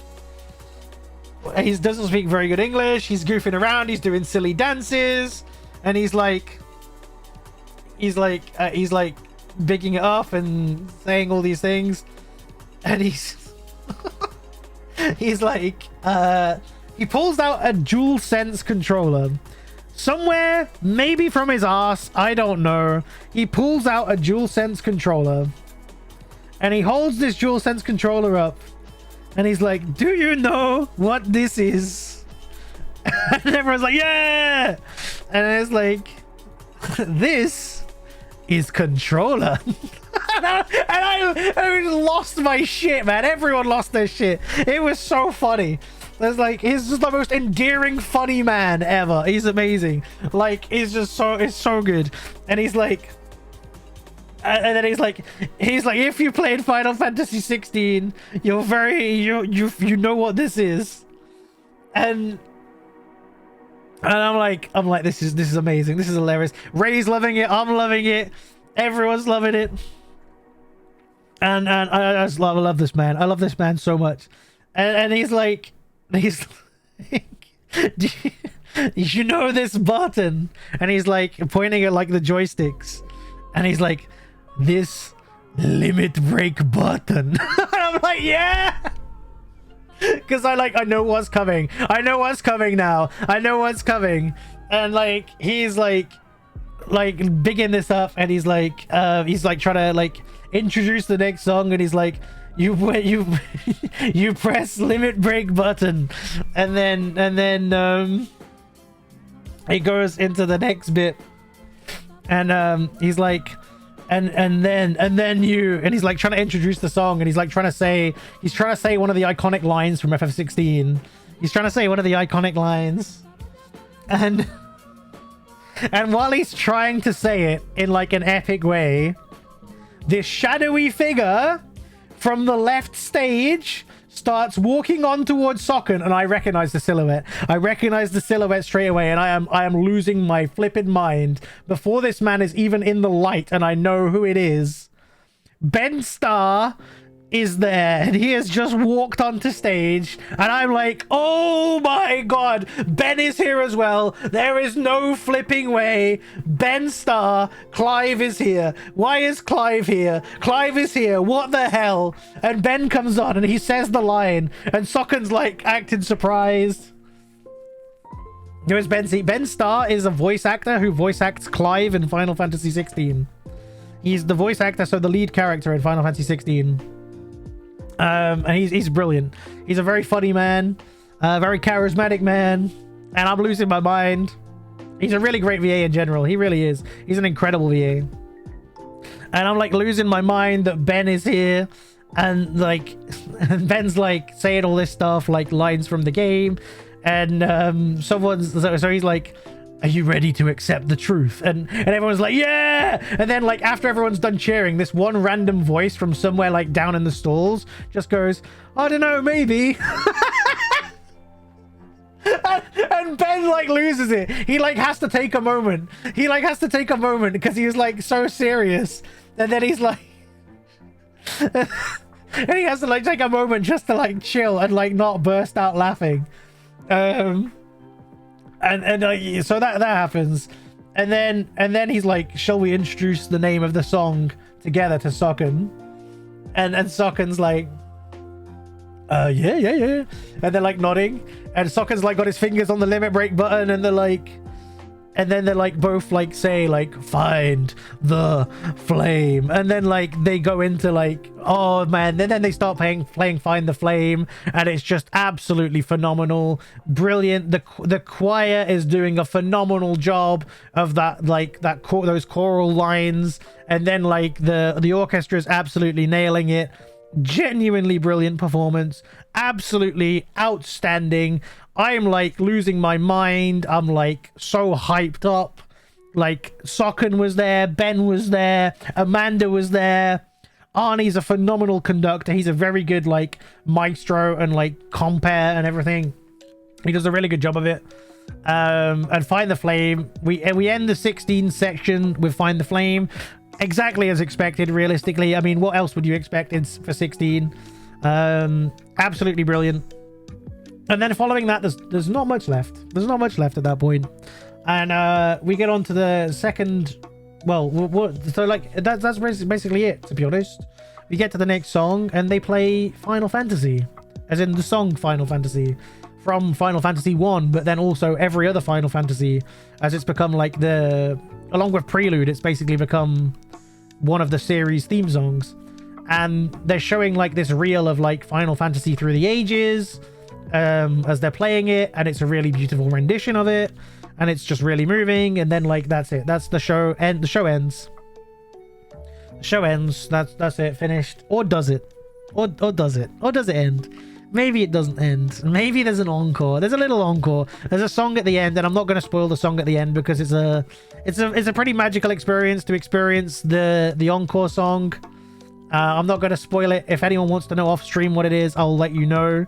But I won't spoil it for Kiara because it's kind of like one of those things where you're like, whoa, that's crazy, and it's just like a very, very cool moment.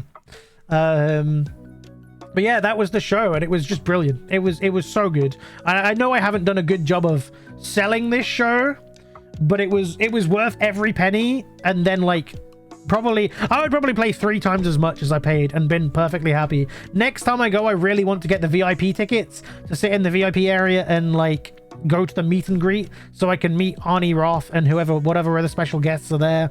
I want to do that for sure because I love these shows. They're genuinely brilliant. I've been to 4 of them now. I think I've been to 4 Distant Worlds, and every time it's just a phenomenal experience. It's well worth the money.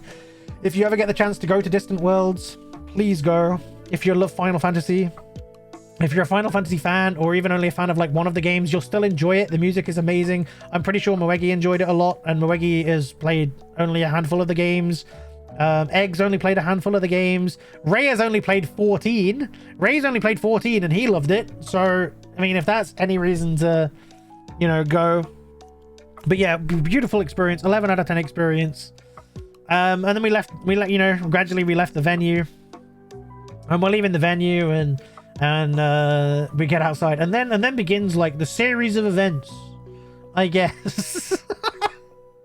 Where, a series of events where like random people kept saying my jacket was really cool, which like didn't happen at all before the show, but like after the show, like people were like, oh, your jacket's so cool, I love it, it's great. And then like I was walking outside the main entrance doors, and like this random person like runs up behind me, like puts their hand on my back and like runs their hand down my back and says, wow, your jacket's so cool, and then just like runs past me, and I'm like, what just happened?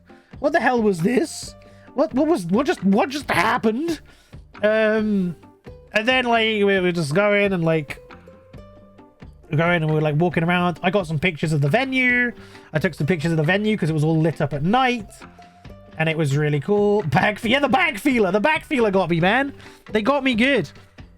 And the venue was all like lit up in like rainbow colors. It was really pretty. So I took some pictures of the outside venue.